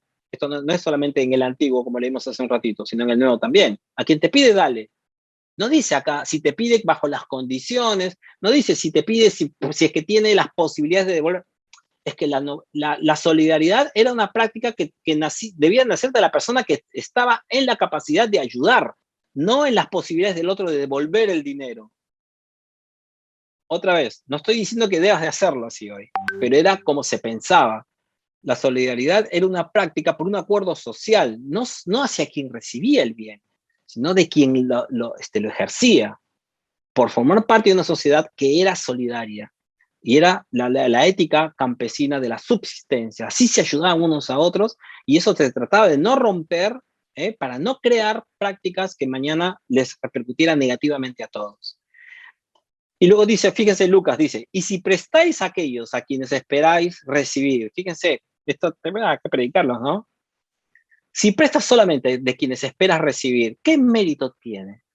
¿Qué acto de solidaridad es eso? ¿Qué ayuda puede ser realmente? Porque también los pecadores prestan a los pecadores para recibir otro tanto. Entonces dice, amad pues a vuestros enemigos, y haced bien y prestad, no esperando de ello nada, y será vuestro galardón grande, y seréis hijos del Altísimo, porque Él es benigno para con los ingratos y con los malos. Entonces imagínense con los buenos. Ahora, no estoy de acá dando la clase de escuela dominical ni una enseñanza teológica, es solamente como datos sociológicos, ¿está? Es decir, Jesús en sus enseñanzas va a participar de esta cultura campesina de subsistencia. Y entonces no lo hace como una regla universal para todos los tiempos, para todas las condiciones de todas las personas, pero es consciente de que una persona que está arruinada no lo está por diferentes factores ajenos y mucho mayores que él o ella, y que una ayuda no es un préstamo financiero solamente que mañana lo endeude y lo mate con deudas, sino que representa toda una visión de las relaciones humanas en las que hay que asegurar que el otro pueda salir adelante. Entonces, si yo le doy un préstamo, que por la forma como lo cobro, lo arruino, entonces no estoy siendo solidario. Entonces, esa es la mirada campesina. Y acá es un tema que es muy importante. Entonces, no le prestes porque si no te va a poder pagar, van a romper las relaciones. No, préstale, pero vos tratá de pensar desde otro lugar tu posición de tenencia. Es decir, tu posición de poder hay que repensarla según estas prácticas morales éticas. No estoy hablando de mí. Esto, culturalmente lo ven de esta forma. Seguramente en una ciudad con otro tipo de organización económica, con otra forma de empleo, debemos de repensar estas cosas. Pero lo cual no sería malo, digo yo, en términos de que muchas veces se ponen cargas en base a prácticas y creencias y condiciones socioeconómicas antiguas para la gente de hoy. Hoy, por ejemplo, habría que pensar los préstamos de otros lugares. Bueno, estas son contrarias, las prácticas, estas son contrarias a las visiones y a las prácticas mercantilistas y empresariales impuestas por el Imperio Romano, que en tiempos de Jesús, por ejemplo, estuvieron existentes. No se vio lo mismo o no de la misma magnitud antes con los griegos, pero con Roma se ve mucho esto. ¿Cuál es? Por ejemplo, la adquisición de tierras por deudas, que ya se habla en el Antiguo Testamento. Por eso que se habla de que hay una fiesta que es para devolver las tierras, porque era el medio de subsistencia del campesino. El que no tiene tierra muere. O se hace esclavo o se vende al trabajo de otro. Fíjense la mirada que hay sobre el empleo en la antigüedad. Hoy para nosotros naturalizado totalmente. En la era industrial, desde la mirada capitalista, trabajar, ganar un sueldo, tiene toda una concepción que ya hemos naturalizado. Es más, la propiedad privada hoy está en lo máximo, y muchas veces en la teología evangélica también, pero ese es otro tema que no voy a hablar. Es un desastre eso, pero bueno, pero no lo voy a trabajar.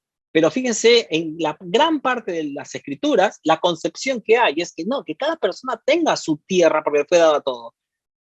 Inclusive hay una norma que tiene sus pautas culturales y económicas, pero también morales.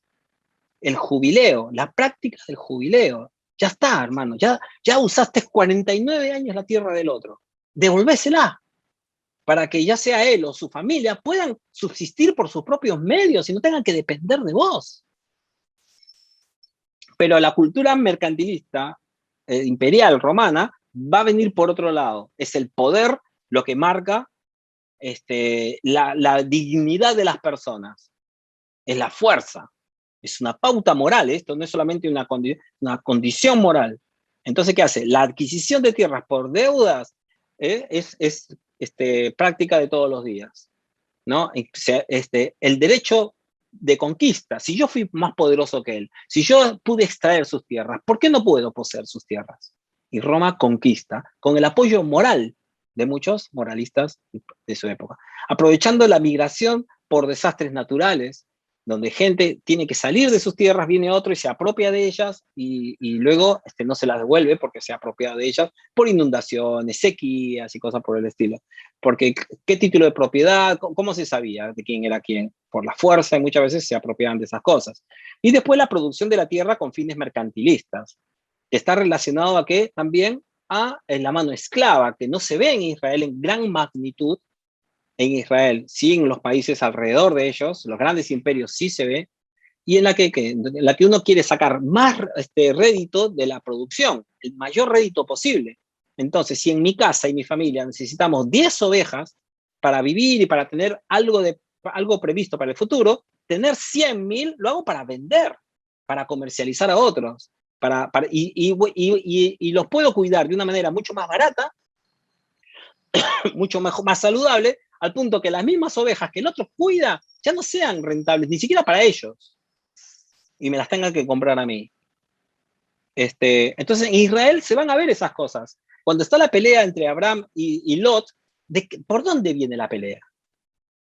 Porque uno naturaliza y sí, obviamente, si todos querían crecer y todos querían tener empresas de ovejas, se van a pelear entre ellos, pero ¿por qué naturalizamos esa concepción mercantilista que no estaba en aquellas épocas y en aquellas regiones? Entonces, lo que el texto está reflejando es una ruptura cultural, ¿vieron? Que va a ser moral también, y que el texto lo va a señalar. ¿Saben cuál es? Porque Lot termina mal, hermano, por hacer macana, por una mirada mercantilista, se quiere dividir y quiere tener sus propias propiedades, pero él ya tenía cosas para subsistir, pero va a buscar algo más. No estoy diciendo que yo estoy de acuerdo con esto, lo que estoy diciendo es lo que la historia antigua refleja de acuerdo a la convicción que se tenía en aquel entonces de lo que era el trabajo en la tierra. Pónganse a pensar también, Jesús y la parábola de la oveja perdida. ¿Cuántas ovejas tenía el dueño de las ovejas? No tenía, no era para una subsistencia pequeña, eran 100, la ilustración es con 100. Y cuando hace la parábola del sembrador, ¿se acuerdan? Dice, ¿cuántos frutos dan? De a 30, de a 40, de a 50, de a 100. Eso es inexistente, eso no existe. Eso está exagerando, está usando de forma metafórica una imagen para que la gente diga, esta gente tenía mucho o puede tener más. Bueno, la práctica solidaria que Jesús va a proponer está relacionado con el mundo moral campesino, que ve que la mesura, que el tener lo justo, no es una cuestión de falta de éxito, sino por el contrario, es una práctica de mesura y de cuidado hacia el otro, porque tener de más refleja consigo la expropiación, porque si la tierra era de todos, donde todos tenían derecho a ella, y esto no es socialismo, porque está hablando todavía de una propiedad privada donde la gente puede tener su propia tierra, pero de una coexistencia saludable en donde yo no aproveche la situación del otro, sino que más bien lo ayude. Mientras que en el imperio lo que se trabaja es una visión mercantilista, que mientras más vas a poder producir y vender y enriquecerte, va a ser el factor de que expropies tierras que no son tuyas. Bueno, las conquistas, las grandes razones de los imperios y de las guerras, tiene como fin justamente los bienes de los demás. No lo hacen solamente por el amor a ganar. Entonces, un colectivo subordinado puede crear y mantener nociones, conductas y valores contrapuestos a los que sus dominadores, y no solamente repetir sus visiones y relaciones. Y esto es un comentario que se hace, porque algunos dicen que, bueno, sobre todo en algunas lecturas marxistas, quizás más antiguas, o neomarxistas, más antiguas hablan, ¿no? De que, bueno, los grupos dominantes son los que culturalmente dominan a todas las esferas sociales. De alguna manera se puede ver, ¿no? Uno lo ve cuando personas con cierto, bueno, volvemos a la ilustración que puse, con cierto cuerpo, con cierta fisonomía, con cierta estructura corporal, que respondemos a una fisonomía muy diferente, nos queremos vestir como personas de una cultura muy diferente a la nuestra, que además refleja una estructura física muy diferente a la nuestra. Entonces, ropa que está hecha para personas de 1,80 m y para mujeres con cuerpos, u hombres con cuerpos, con cierto tipo de cuerpo. Nosotros no los tenemos, no tenemos la estatura, pero usamos un saco enorme, larguísimo, que te hace más chiquito todavía, te queda grande, no es práctico para la cultura en que estás. Estamos en una ciudad tropical, en el invierno apenas tenemos 15 grados, pero estamos usando ropa de gente que está bajo cero.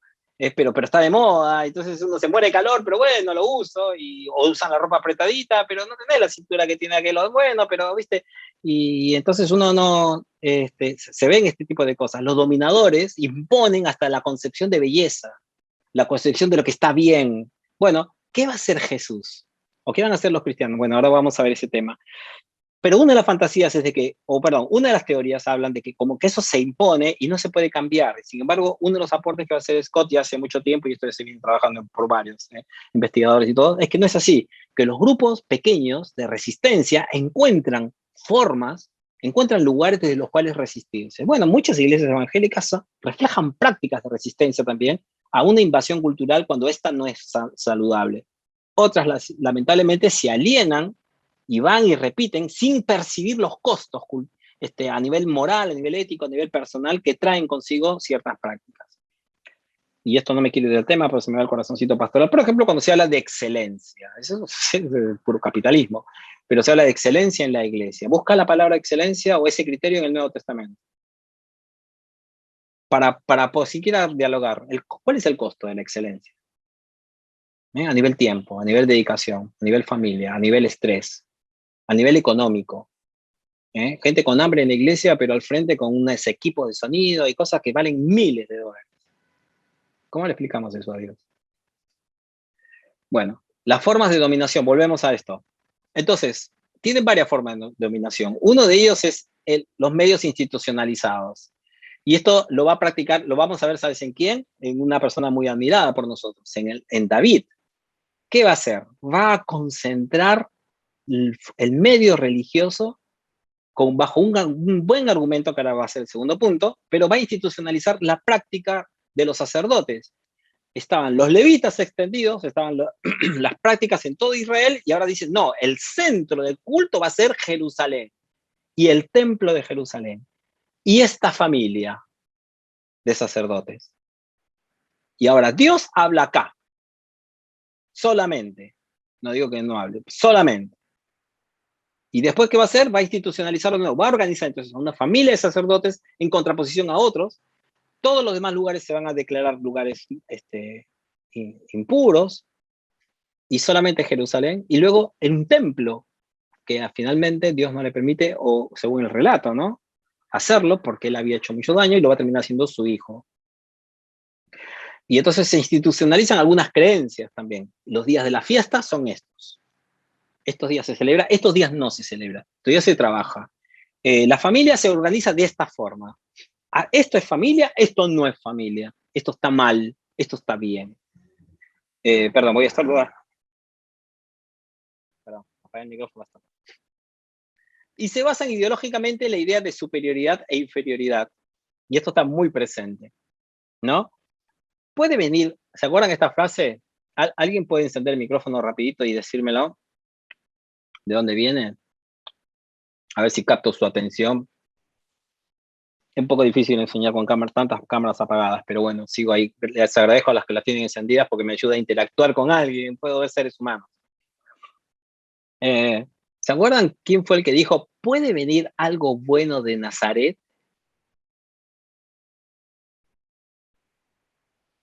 ¿Tienen los micrófonos encendidos? O sea, para encenderlos, ¿pueden encender? Ahí, por el gesto, me parece que Natanael, sí. Natanael. Natanael, ¿no es cierto? ¿Y por qué hace ese comentario Natanael? Porque Galilea era considerada como un lugar muy inferior, muy agrícola, con respecto a la élite que era Jerusalén. Israel, gracias. Galilea había sido sumada a Israel un siglo antes de Cristo. Por eso se llamaba Galilea de los Gentiles. Todavía seguían siendo apodados así. No era que ellos se autodenominaban así, eran los del sur. Los llamaban como judíos de segunda categoría. Alguien me preguntó en el chat si ser galileo y judío era diferente. Sí, claro que había diferente. Peso cultural también. Por eso que Jesús es galileo, Jesús no es judío. Ahora, esto no significa que está en contra o que son totalmente opuestos. No, hay cosas en común, pero hay grandes diferencias también. Entre ellos, la cuestión del estatus. Algunas visiones sobre los gentiles también. Galilea refleja ser un poco más abierta, mientras que Jerusalén es más cerrada y concentra el poder del templo y se prerroga el centro. Pero también hay una cuestión racial, que ya no se usa más la palabra raza, pero es una cuestión étnica, y es que en América Latina esto no podemos disimular. Si uno sigue viendo al pobre, tiene ciertos rasgos físicos dominantes, en contraposición a las clases altas, que tienen teniendo ciertos rasgos físicos también. Esto no es casualidad. Entonces, uy, qué suerte, mirá, justo me pasa que siempre se casaron entre blancos y por eso siguieron siendo blancos, pero porque nunca se enamoró de una mujer de tez más trigueña y sus hijos salieron más mesticitos, cabello más oscuro. ¿Qué pasó? ¿Esto fue casualidad? No, lo que pasa es que en nuestro país todos somos blancos. Mentira, eso es mentira, eso es mentira. Entonces, ¿qué pasa?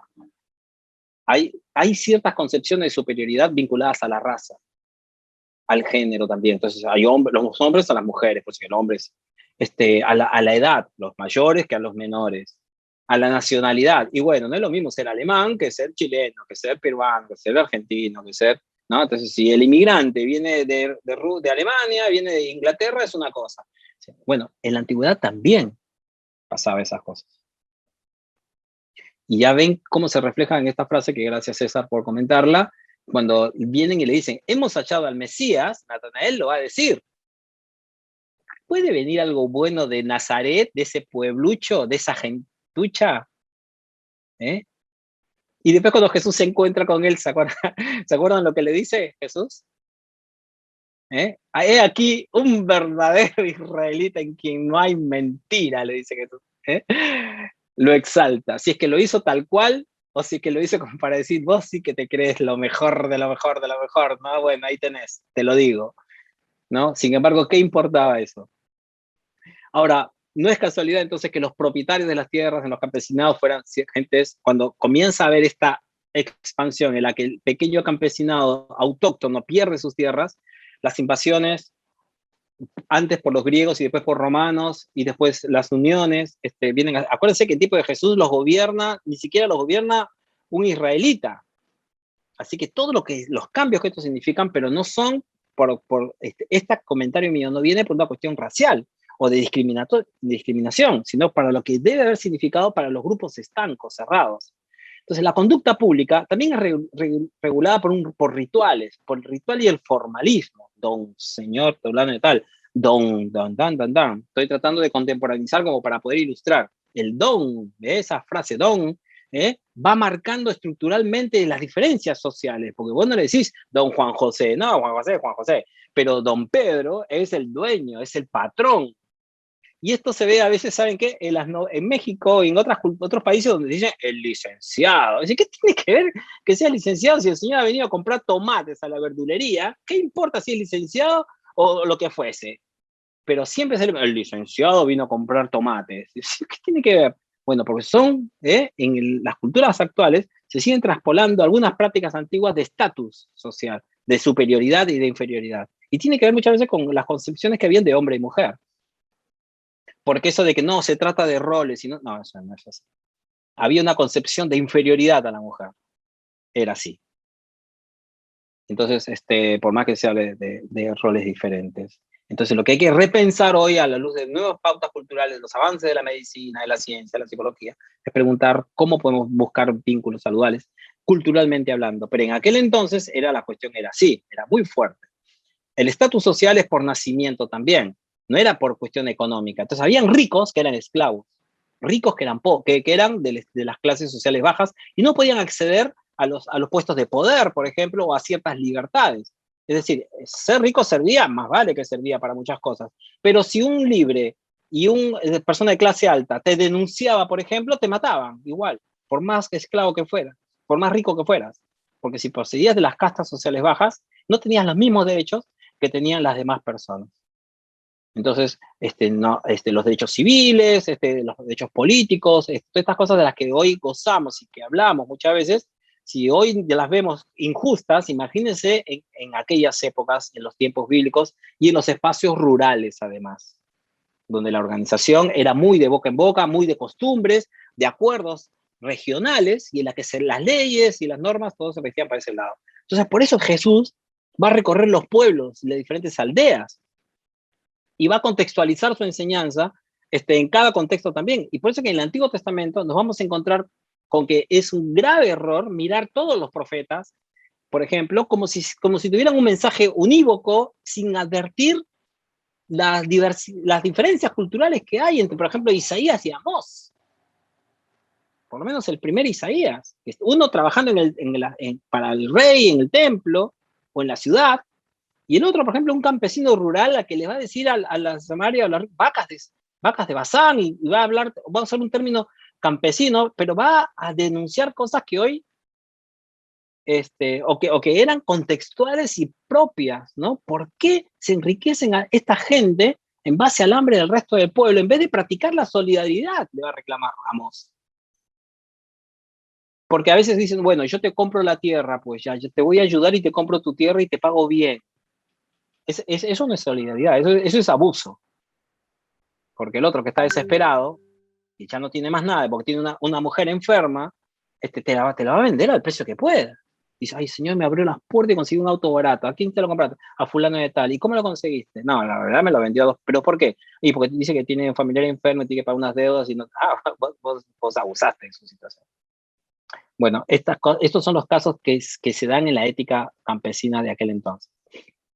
Entonces, ahora, la forma de dominación, sin embargo, no, y esto es algo muy importante, no hacían que en los espacios subordinados no surgieran formas fuera del control y de la vigilancia del grupo dominante. Esta es una fiesta que se hace en Perú, en la zona andina, se llama Yunza. Yo no digo que estoy de acuerdo con ella, pero que reflejan, por ejemplo, culturalmente prácticas que escaparon a la mirada española y de conquista, de la imposición de la fe católica, en la que se pueden ver prácticas religiosas, donde todavía los pueblos originarios practicaban sus propias religiones. Bueno, fíjate ahora cuando es al revés.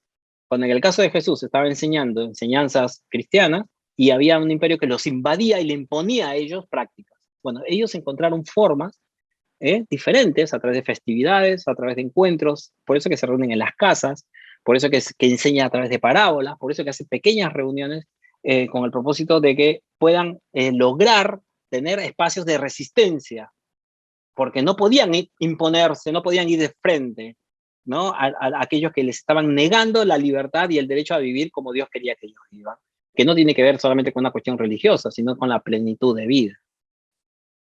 Entonces, el comportamiento público, y esto es algo que es muy importante incluso para hoy, pero en estos espacios, y subordinados de gente que está subyugada, presionada socialmente y económicamente y políticamente, el comportamiento público no siempre refleja las convicciones propias de los subordinados.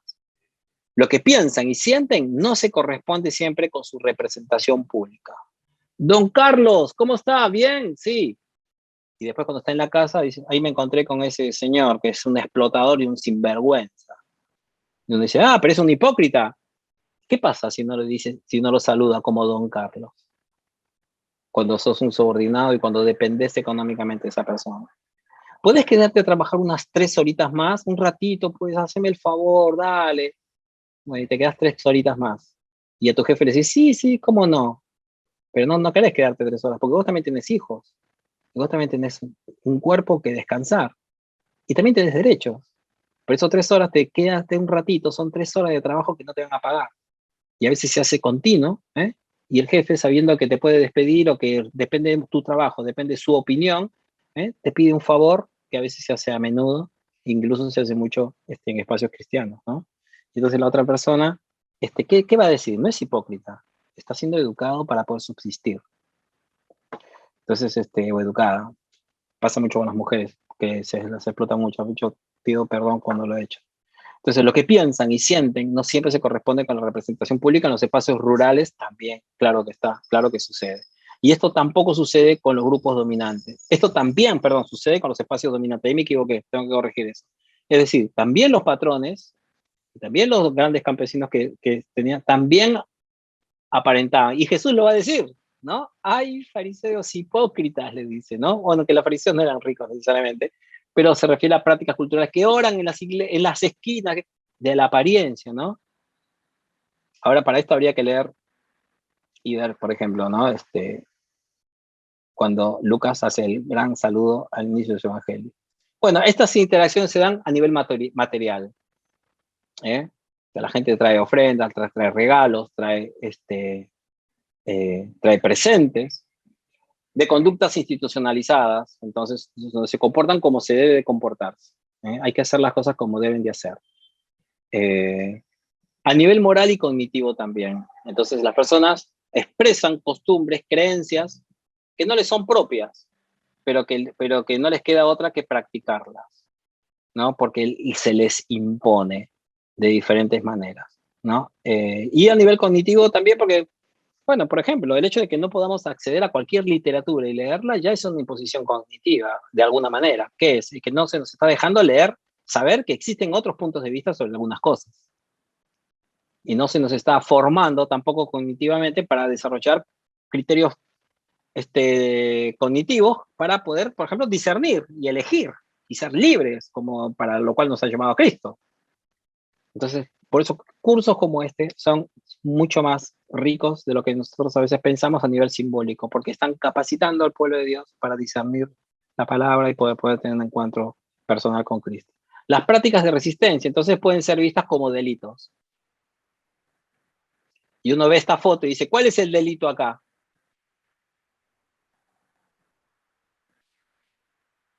¿Este tipo será bueno o es un abusador de menores?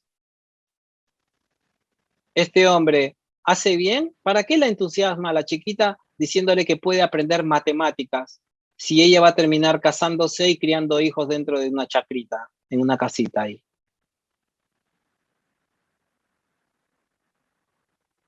¿Este hombre no tiene hijos? ¿No tiene familia? ¿Crees que como profesor rural, en una zona rural, va a ganar lo suficiente para mantener a su familia? ¿Será buen padre? ¿Vieron? Cuando hay prácticas de resistencia, este hombre que es un maestro, es un maestro boliviano, que en la época, en tiempo de pandemia, ha estado viajando él por iniciativa propia con el aval del ministerio, agarraba su bicicleta y se iba a los diferentes pueblos a educar a los niños, especialmente a las niñas, pero no solamente con niños, ahí en la foto en realidad hay niños, niñas, todos están estudiando.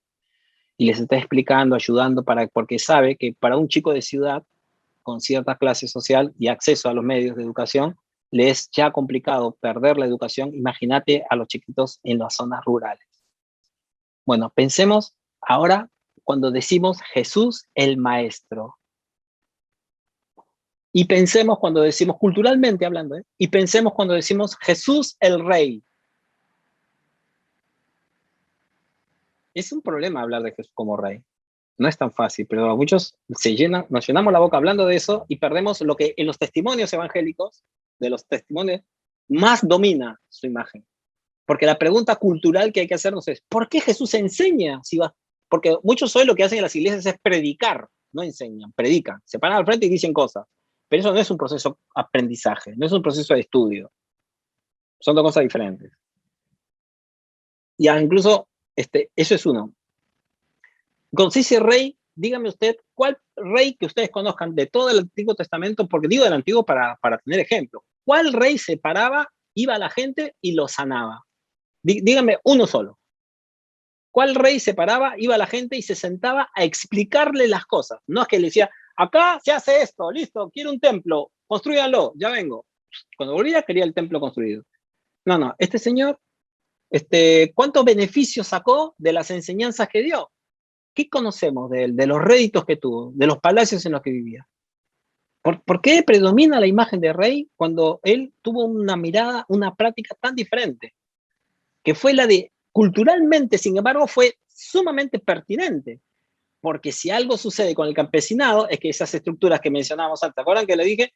Con esos rituales formales, con esos rituales duros, de los que tienen que esconderse para poder acceder a las enseñanzas, quienes no tenían acceso a la discusión pública, a los votos, a la elección, de repente se encuentran con que viene un Mesías que les comienza a hacer preguntas, que se sienta, que entra a las casas y le comienza a explicar las cosas desde otra perspectiva, ayudando no a que la gente coma y mastique lo que le da, sino ayudando a pensar, porque si algo hace las parábolas, es abrir la cabeza hacia la reflexión, hacia el diálogo.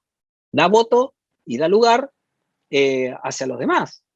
Y no dice solamente hacia los varones, sino también hacia las mujeres, que ya para su época culturalmente ya es una ruptura. Y no solamente hacia los adultos, sino hacia los niños, que culturalmente también es una ruptura, pero no rompe con todo, sino que conserva algunas cosas que son muy importantes. La colectividad, la solidaridad, la preocupación por los más débiles, que hay que ayudarlos, no hay que abandonarlos, hay que ayudarlos, y por eso él se dirige particularmente a ellos.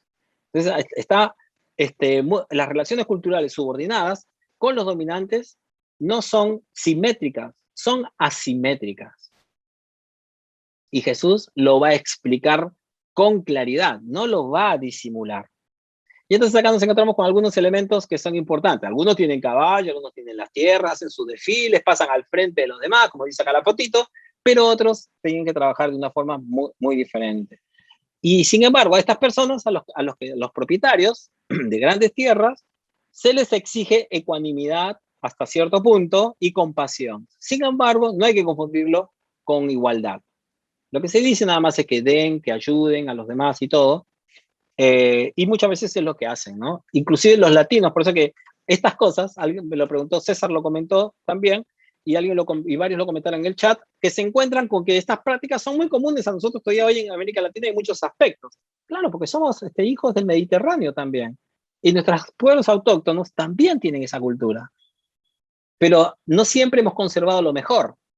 Y en el mundo bíblico, hay veces se hacen menciones de algunas prácticas, pero no dicen que esas sean mejores, o que sean aquellas superadoras. En todo caso, y como cristianos, seguidores de Jesús, necesitamos releer el Antiguo Testamento también en perspectivas culturales y ver que hay prácticas culturales que tienen matices religiosos y legitimación de fe o enseñanzas que no podemos seguir practicando porque somos cristianos. Tenemos que releerlas y algunas de ellas abandonarlas. Entonces alguien por ahí habló de términos como aborrecer, términos como tolerancia. Eso es una mirada teológica veterotestamentaria, del Antiguo Testamento. Jesús va a hablar de un Dios Padre, donde habla más bien de misericordia. Culturalmente hay un cambio. Que nosotros hoy, por nuestras culturas, y esto haciendo una hermenéutica, no debiéramos de ceder. Porque debemos dejar que ciertas perspectivas culturales neotestamentarias que vienen con las enseñanzas morales y éticas de Jesús, atraviesen nuestra cultura, pero no consolidar la cultura por la cultura. Entonces, hay pocos testimonios escritos y arqueológicos de la antigüedad que nos ayuden a conocer cómo eran las prácticas de la época de Jesús en perspectivas morales, sobre muchos aspectos. Porque, por ejemplo, si el matrimonio era algo tan importante como hoy parece ser para muchos de nosotros aquí, y que hacen que la persona que sea soltera no puede ser ministro, ¿cómo entonces Jesús hizo? Pues es una obviedad. Cualquier persona con mediana formación que lee el texto bíblico se da cuenta. Entonces, ¿cómo es posible que haya personas que culturalmente, bueno, en la cultura del siglo I, en las culturas suburbanas, en este caso en las culturas campesinas, nos encontramos con que tenemos pocos vestigios? Entonces tenemos que deducirlo en base a ¿qué? Lo tenemos que deducir en base a los relatos que tenemos, que son pocos, y a los hechos. Entonces, por ejemplo, en cuanto a las opciones campesinas de los primeros cristianos y los seguidores de Jesús, lo vamos a conocer no siempre por las cosas que Jesús dijo, y menos por las que escribió, porque Jesús, hasta donde sabemos, no escribió. Sino en base a ¿qué? En base a sus acciones, en base a la lectura y a la hermenéutica cultural que necesitamos hacer de sus acciones. Entonces, hace un rato, por ejemplo, alguien puso ahí en el chat, Jesús usaba el cabello largo. Bueno, no estoy seguro, pero si en caso hubiese sido así como en las películas nos lo dicen, bueno, con más razón para pensar, por ejemplo, si alguien quiere ser literalista y transportar las páginas, las épocas, no significa que hoy tenemos que usar el cabello largo. Pero sí significa, creo yo, que nosotros no podemos vetar a una persona porque luce largo o corto. Hay que respetar. Variedades fundamentales del discurso político. Entonces acá, y con esto voy terminando. Pues ya me quedan, 5 minutos para contestar. El discurso público externamente conformista, el discurso oculto resistente, todo esto va a estar, ahora lo voy a explicar, por eso que lo estoy pasando rápido. El discurso público resistente pero camuflado, es decir, cómo estos grupos subordinados, por ejemplo, los campesinos que seguían a Jesús, Pedro, el pescador, que no tiene ni para pagar los impuestos y gracias a Dios Jesús le provee un pez y saca de ahí, porque si no, le iban a pegar o se lo iban a llevar preso, vayas a saber qué iba a pasar. ¿Cómo hacen todos los demás que viven del pan de cada día, como Jesús, de su trabajo, también como carpintero, para subsistir y para compartir, para enseñar, para decir de lo que discrepan? Bueno, había un discurso público, pero que externamente era conformista. Decían, sí, porque don Pedro, le damos gracias por las tierras, porque nos ha dado el maíz, nos ha hecho un préstamo, aunque por dentro estuviera diciendo, pensar que esas tierras que él tiene, se las sacó a fulano y a sutano y a mengano, pero no lo dicen públicamente. Después, otro discurso es el discurso oculto resistente. ¿Cuál es? Es que uno que usa imágenes, que va a usar figuras, pero que pareciera inicuo, por ejemplo, algunas parábolas, o el Apocalipsis de Juan, donde usa ciertas imágenes que uno dice, está hablando de monstruos, está hablando de tal, ¿no? Y en realidad está haciendo una lectura oculta, ¿no? que está mostrando disconformidad con lo que se está viviendo.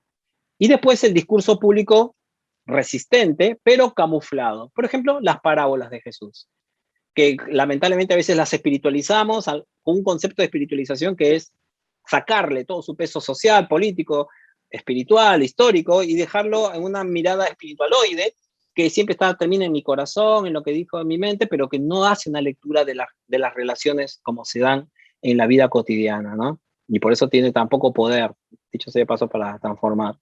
Y después el discurso público abierto, resistente, donde sí nos encontramos con algunas enseñanzas muy claras, abiertas, que Jesús va a decir, y cuando, por ejemplo, dice, díganle a esa zorra que vaya, lo dice y no lo disimula, hablando de Herodes. Pero el discurso camuflado, resistente, lo vemos en Jesús en varias parábolas, ¿no? En la que él va a hablar, por ejemplo, cuando habla de los hijos, del labrador, del hijo del propietario que fue a su tierra, y los empleados van y lo matan, ¿no? Para quedarse con su tierra, ¿no? ¿De quién está hablando? Y cuando habla del buen pastor, ¿de quién está hablando? Está hablando de los sumos sacerdotes, de las autoridades religiosas de Israel, ¿no? Y así, de forma figurada, no camuflada en el sentido de cobarde, eso no se entiende de esta manera, se trata de subsistencia también. Se trata de pertinencia, se trata de no involucrar a otros en líos, en problemas. Y en la que un balance de estos discursos los encontramos en Jesús y en algunas de las cosas, que tienen como ejemplo, y esto no es casualidad, porque no todos los escritos de la antigüedad se ven, a los profetas fundamentalmente, y eso lo vamos a encontrar en los evangelios, que va a los textos que están basados en la Torá, prevalecen los textos de los profetas, que tienen como función principal denunciar el pecado, ¿no? Y anunciar, llamar al arrepentimiento y al cambio que siga prácticas espirituales, sociales, políticas, culturales, que sean vivificantes. Por eso no es casualidad entonces que en Jesús encontramos un gran citador, para decirlo de alguna manera, de profetas, porque el campesinado se identifica con ellos, porque cuando uno lee contextualmente, históricamente, culturalmente, los textos de los profetas, se va a encontrar con muchas afinidades, con muchas preocupaciones. Y es que Jesús no se pone a discutir sobre la pureza, por ejemplo, si la ropa hay que vestirse así, o si el pelo debe ser corto, porque son trivialidades a la luz de las vivencias que vive el pueblo. Entonces Jesús va a hablar de las cosas que al pueblo le duelen y que el pueblo necesita escuchar. No se mete en campañas ni locuras que tienen que ver poco con la vivencia de la mayoría de la gente. Eso es un maestro rural que va a enseñar contextualmente a ellos. Ahora, nosotros, en el contexto en el que estamos, más allá de sobredimensionar y dejarnos llevar por cosas, también es algo que deberíamos de pensar. Entonces Jesús va a hablar, por ejemplo, de la deuda. ¿Vieron? No esta parábola nada más, hay varias parábolas que hablan de esta deuda. El Padre nuestro perdona nuestras deudas, y de ahí no se refiere a los pecados, aunque en algunas iglesias se trató de traducir el texto de esa manera. Y el término es socioeconómico, además. perdón nuestra deuda, la plata que debemos. Pero fíjense lo que les hace decir en la oración. Como nosotros perdonamos a los que nos deben. Está, hermano, con el reloj que se nos va. Las relaciones de aparcería, las tierras le pertenecen a uno, le pertenecen a otro, fueron llevados así, deben de administrarse de esta manera. ¿A quién le pertenecen? El tesoro escondido. El uso de excedentes del grano por parte de los propietarios. Cuando usa la ilustración y dice, ¿no? Donde el orín y el moho corrompen, cuando se pudren, cuando se pierden, y eso es una práctica que realmente es totalmente inmoral.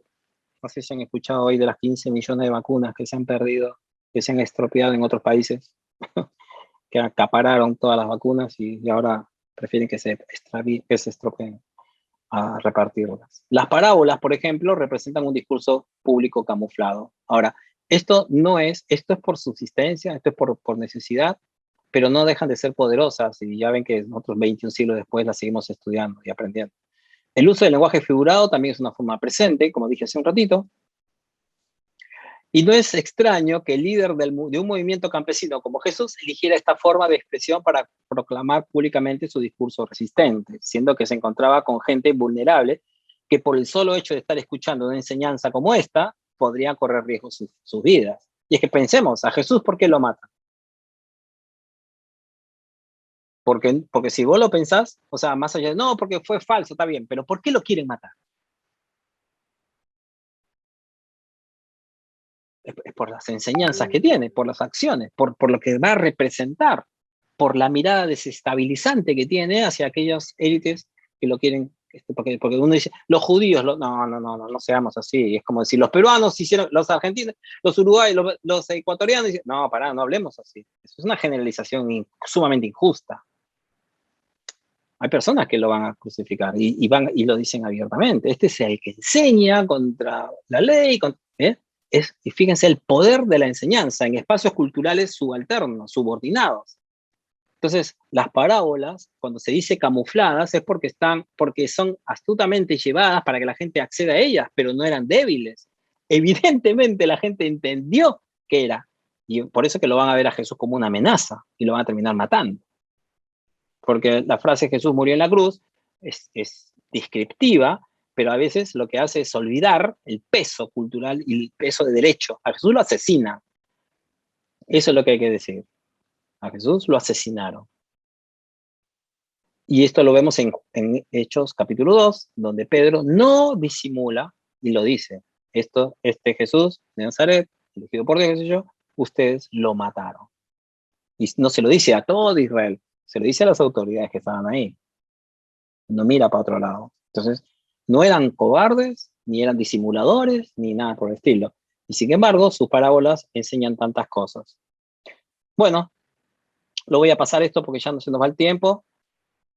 Solamente estos 4 puntos. Entonces, sobre los datos con los que se cuenta, es muy importante tener en cuenta entonces que necesitamos, cuando pensamos en el acercamiento de la moral, de perspectiva, desde el punto de vista cultural, necesitamos tener todo un ejercicio de lectura de los textos y no ir, como muchas veces quizás hago yo o hacemos nosotros, de ir directamente al devocional. La primera pregunta es, ¿qué es lo que quiere decirme el Señor en este pasaje? No nos ayuda mucho. ¿Por qué? Porque nos expone a saltear cosas. Lo que hay que entonces, cuando sabemos, ahora que conocemos, hay que percibir cuál es el grupo social al que pertenece, cuáles serían las prácticas morales que ellos están ahí ponderando sobre otros, y luego trabajar otras cosas hermenéuticas. Pero la cuestión metodológica también, observar que hay muchos datos que a veces tenemos de las clases sociales más altas, quienes que las que tenían las casas de piedra, quienes tenían el discurso, quienes lo que sabían escribir, y que de forma subyacente podemos deducir algunas otras prácticas de las mayorías que formaban parte del tiempo de Jesús, de la población, y de antes del Antiguo Testamento, que era campesina y de la cual no hay muchos testimonios, ni escritos, ni arqueológicos.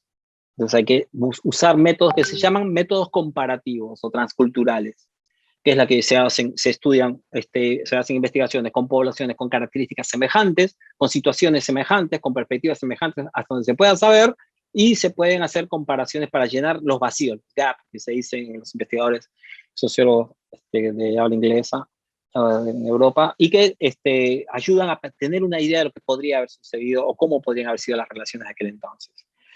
La importancia de un análisis desde la antropología cultural ya lo tienen ustedes, sobre un grupo subordinado. Esto es algo muy especial, porque a veces ya vieron como a veces nosotros, por ejemplo, en una pavada como esta que a veces solemos usar, que se dice, ¿no? Vieron, el hombre andaba adelante, la mujer caminaba atrás, y qué sé yo, y esto no sucedía en el 99% de la población judía, que no podía darse el lujo de hacer esas diferencias entre hombres y mujeres cuando se trataba de trabajo, de mano de obra, de decisiones familiares y cosas por el estilo, porque para la subsistencia todos tenían que participar en las mismas labores, y por lo tanto, quizás también las concepciones y las prácticas familiares, las prácticas sociales, las prácticas políticas, no eran como a veces se nos han dicho, y esto no porque nos hayan querido mentir, sino porque quizás procedían de fuentes muy posteriores y muy delimitadas, y no de aquellas que, que eran propias del Nuevo y del Antiguo Testamento.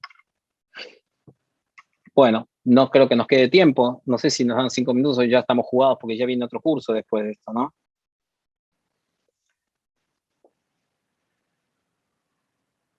Debemos cortar, gracias. Bueno, estoy respondiéndole, miren, es así, hay varios lugares en el chat, hay 2 foros, uno es para preguntas para el profesor y estuve respondiéndole a todos, algunos parece que se confundieron y preguntaron por traducción para el otro curso, este es para el curso solamente de Biblia y Cultura, así que bueno, y estuve respondiendo a todo lo demás, y después ahora que termine esta semana, voy a cerrar las tareas que hicieron con el tema de la mujer de Samaria. Les pido nada más una sugerencia, es que antes de participar en los foros con las tareas, lean el escrito que les sugiero, porque si no es como que vamos a tirar fruta, como decimos en Argentina, opiniones para el aire, y es como volver a dar la clase, pero ahora peor por escrito. Entonces, la idea es que estudien y luego lean medianamente un poquito para tener un poco más de herramientas y luego participen en el foro. Así les sacamos más provecho, y yo encantado de contestarles y de participar. Bueno, les mando un fuerte abrazo, gracias y disculpen la tardanza.